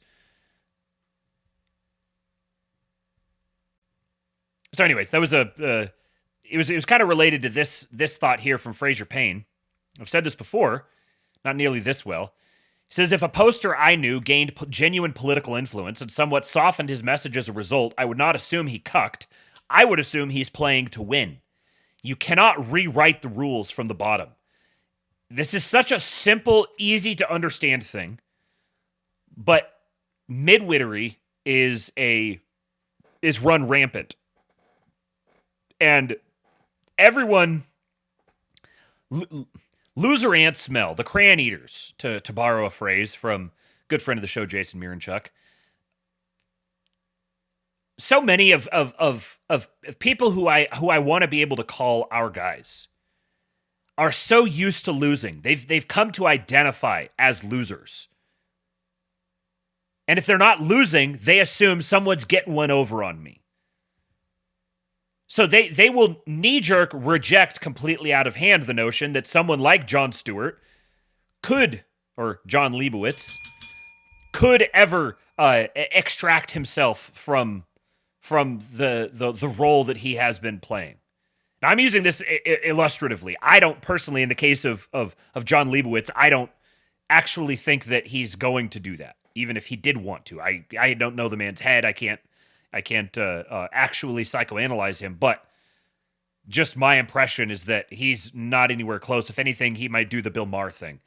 But you can't rule out that possibility for people in general. I've seen it is libertarianism, man. It's just like the libertarian mind rot. I see the people who say, "Oh, look at this! The MAGA leadership are now a bunch of former Democrats." And here's more Democrats. It was a headline going around just recently of Jeff Bezos is going to sit on some sort of council or whatever, and some very clever midwit was like, "Oh, look at that! All of our enemies are have infiltrated us now. This is loser think." No, it's not that our enemies have infiltrated and subverted us, and oh no, we're going to get screwed over yet again because we're just the people who get screwed over. Because I've internalized my own victim status, and I just have to assume that everything is a trick and that the entire world is a master plan orchestrated to get specifically me. This is just narcissism. No, you know what happens sometimes is that you win. And when you win, the people who are cynically committed to your enemies now cynically commit themselves, with the people who are cynically committed to the enemy cause, now cynically commit themselves to your cause. That's what winning looks like. We don't live in as much as the world may seem like a fantastic TV show, it actually is the real world. The idea that winning is where, like, I don't know, all of your enemies just like magically fall over dead or something, and then there's this great big epic moment where the music swells and everyone's heart changes overnight, and suddenly we just go into this paradisaical afterlife of where everything is marshmallows and honey. That's not real. That doesn't exist. There's not some turning point that's coming. This is power politics continuing to play itself out, and it's going to continue playing itself out going forward. So if you're sitting around waiting, like you can't truly do anything or trust anyone or let down your guard until that one magical moment arises, you're never going to get that magical moment. You're just going to be left behind. The whole thing's going to continue grinding forward. You're going to stack up wins. Sometimes you're going to get losses. The fact that you get a loss doesn't negate all of those other wins. The fact that you don't get 100% of exactly the thing that you want doesn't mean that you lost. The fact that all of your favorite people in the public square don't go out and immediately name the Jew and call for T&D doesn't mean that they're cucked and that you're just isolated and all alone. See, a lot of these people, they get off on this thought of being like the single outcropping of principle and discipline, and the ones who the smart ones who understand what's going on. No one's ever going to be like me. No one's ever going to be as smart as I am. They're not going to understand the world like I do. I'm doomed to be the outcast, the cast off, the outlaw. No one will ever be quite as good as me, and so this is the burden that I have to bear, that I'm just so much smarter than everyone else. This is the definition of staring a gift horse in the mouth. Daryl Cooper went on Joe Rogan. I've listened to about half of it so far. It's very good, very interesting. I'll have more reactions to it from later. Yeah, Ian Rhodes and I are on the same page here. This is the reaction to Martyr. I've started seeing some of the commentary, people posting about it, talking about it. Oh, he didn't name the Jew enough. He didn't go on there and engage in open-throated hullabunga denial exactly like I wanted him to. He's cucked. Rogan is cucked. Rogan tried to defend him too much. I saw people in the comments. They were like, Rogan starts off and he gives this fairly long monologue explaining why he sees Daryl Cooper as a sincere, honorable person. And elaborates on the motivations of people and the whole cancellation, all that sort of thing. And I saw a lot of people who were like, oh, stupid Joe, he has to go and provide all these caveats at the beginning. No, these are thoughts that Joe had on his mind that he wanted to talk about. And these guys they're at a level now where they genuinely have to think like Daryl mentioned at some point in the episode that he's had people tell him, yeah, you probably shouldn't, there's countries in Europe that you probably shouldn't travel to. We've got slop influencers on Twitter who are pro-Trump who are getting swatted at their houses. Yeah, these guys are going to walk a fucking delicate line. And you're some anonymous goofball just yelling on the internet that people won't name the Jew enough. He mentions those people specifically. He's like, you go into polite company with them, just like a neutral, I had dinner party or whatever, just get hanging out with some people, and you can't go 5 minutes without spurting out at people about the Jews. You are a loser. That person, that guy who acts that way is a loser. And the reason that people recoil from that is not because of Jewish propaganda. It's because you're an insufferable loser. People can smell it on you. You can't just function in a society. You don't have any social skills. You're possessed by this spirit. You got Adam Green syndrome, where he winds up, I've never seen anybody who advocates more for the Talmudic worldview. There was the guy that was in here in the chat yesterday saying, oh, Christianity is a Jewish psyop. Yeah, that's what the Jews, that's exactly the Talmudic perspective. You are advocating for their worldview.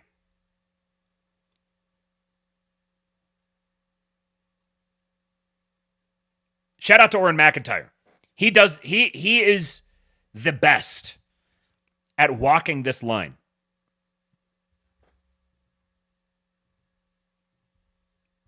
This is me just priming you guys for when I inevitably get the bag and start cucking, and I don't want you to defend me. I don't want you to. I want you to defend me and not not recognize that I'm cucking. Ian Rhodes says, I remember Pete Quinones said the JQ would go mainstream this year, and I thought, no way, that's too soon. Martyr Maid goes on Tucker to bring the world in, and here we are. Amazing times. Yeah, I had Ian Carroll and Martyr Maid on in the space of a week.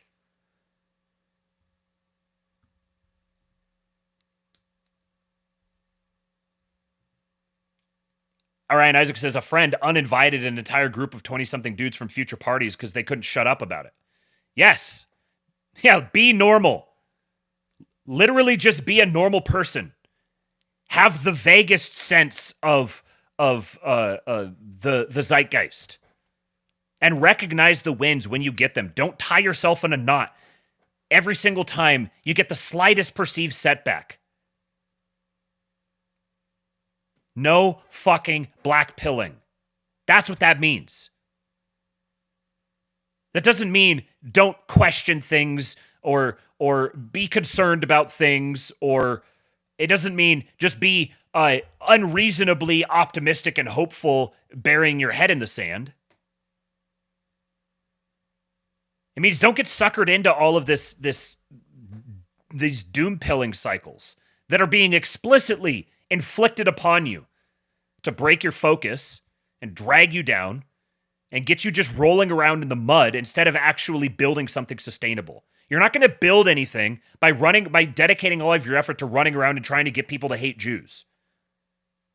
You're never going to build anything on that basis. There's nothing productive that comes from that.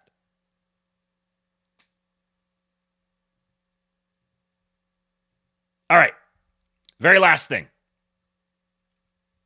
Little health corner. Nicotine is a published cure for Parkinson's disease, MS, Alzheimer's, ulcerative colitis, all arthritises, all of them. Psoriatic, gout, osteo, rheumatoid. Did you know it's also a published cure? I already mentioned it, myocarditis. Did you know that during 2021, while we were all locked down at home during COVID-19, that our government in the United States was paying researchers to investigate 2 of the 36 poisons that were found in all COVID patients, and they injected them into mammals and created within 72 hours glioblastoma tumors. Right. And then they were paid by our government to see if they could reverse glioblastoma tumor formation that they created in 3 days or less. And do you know what they dissolved within 72 hours glioblastoma tumors with? Nicotine. And what? So I'm about to teach you something else you may not know.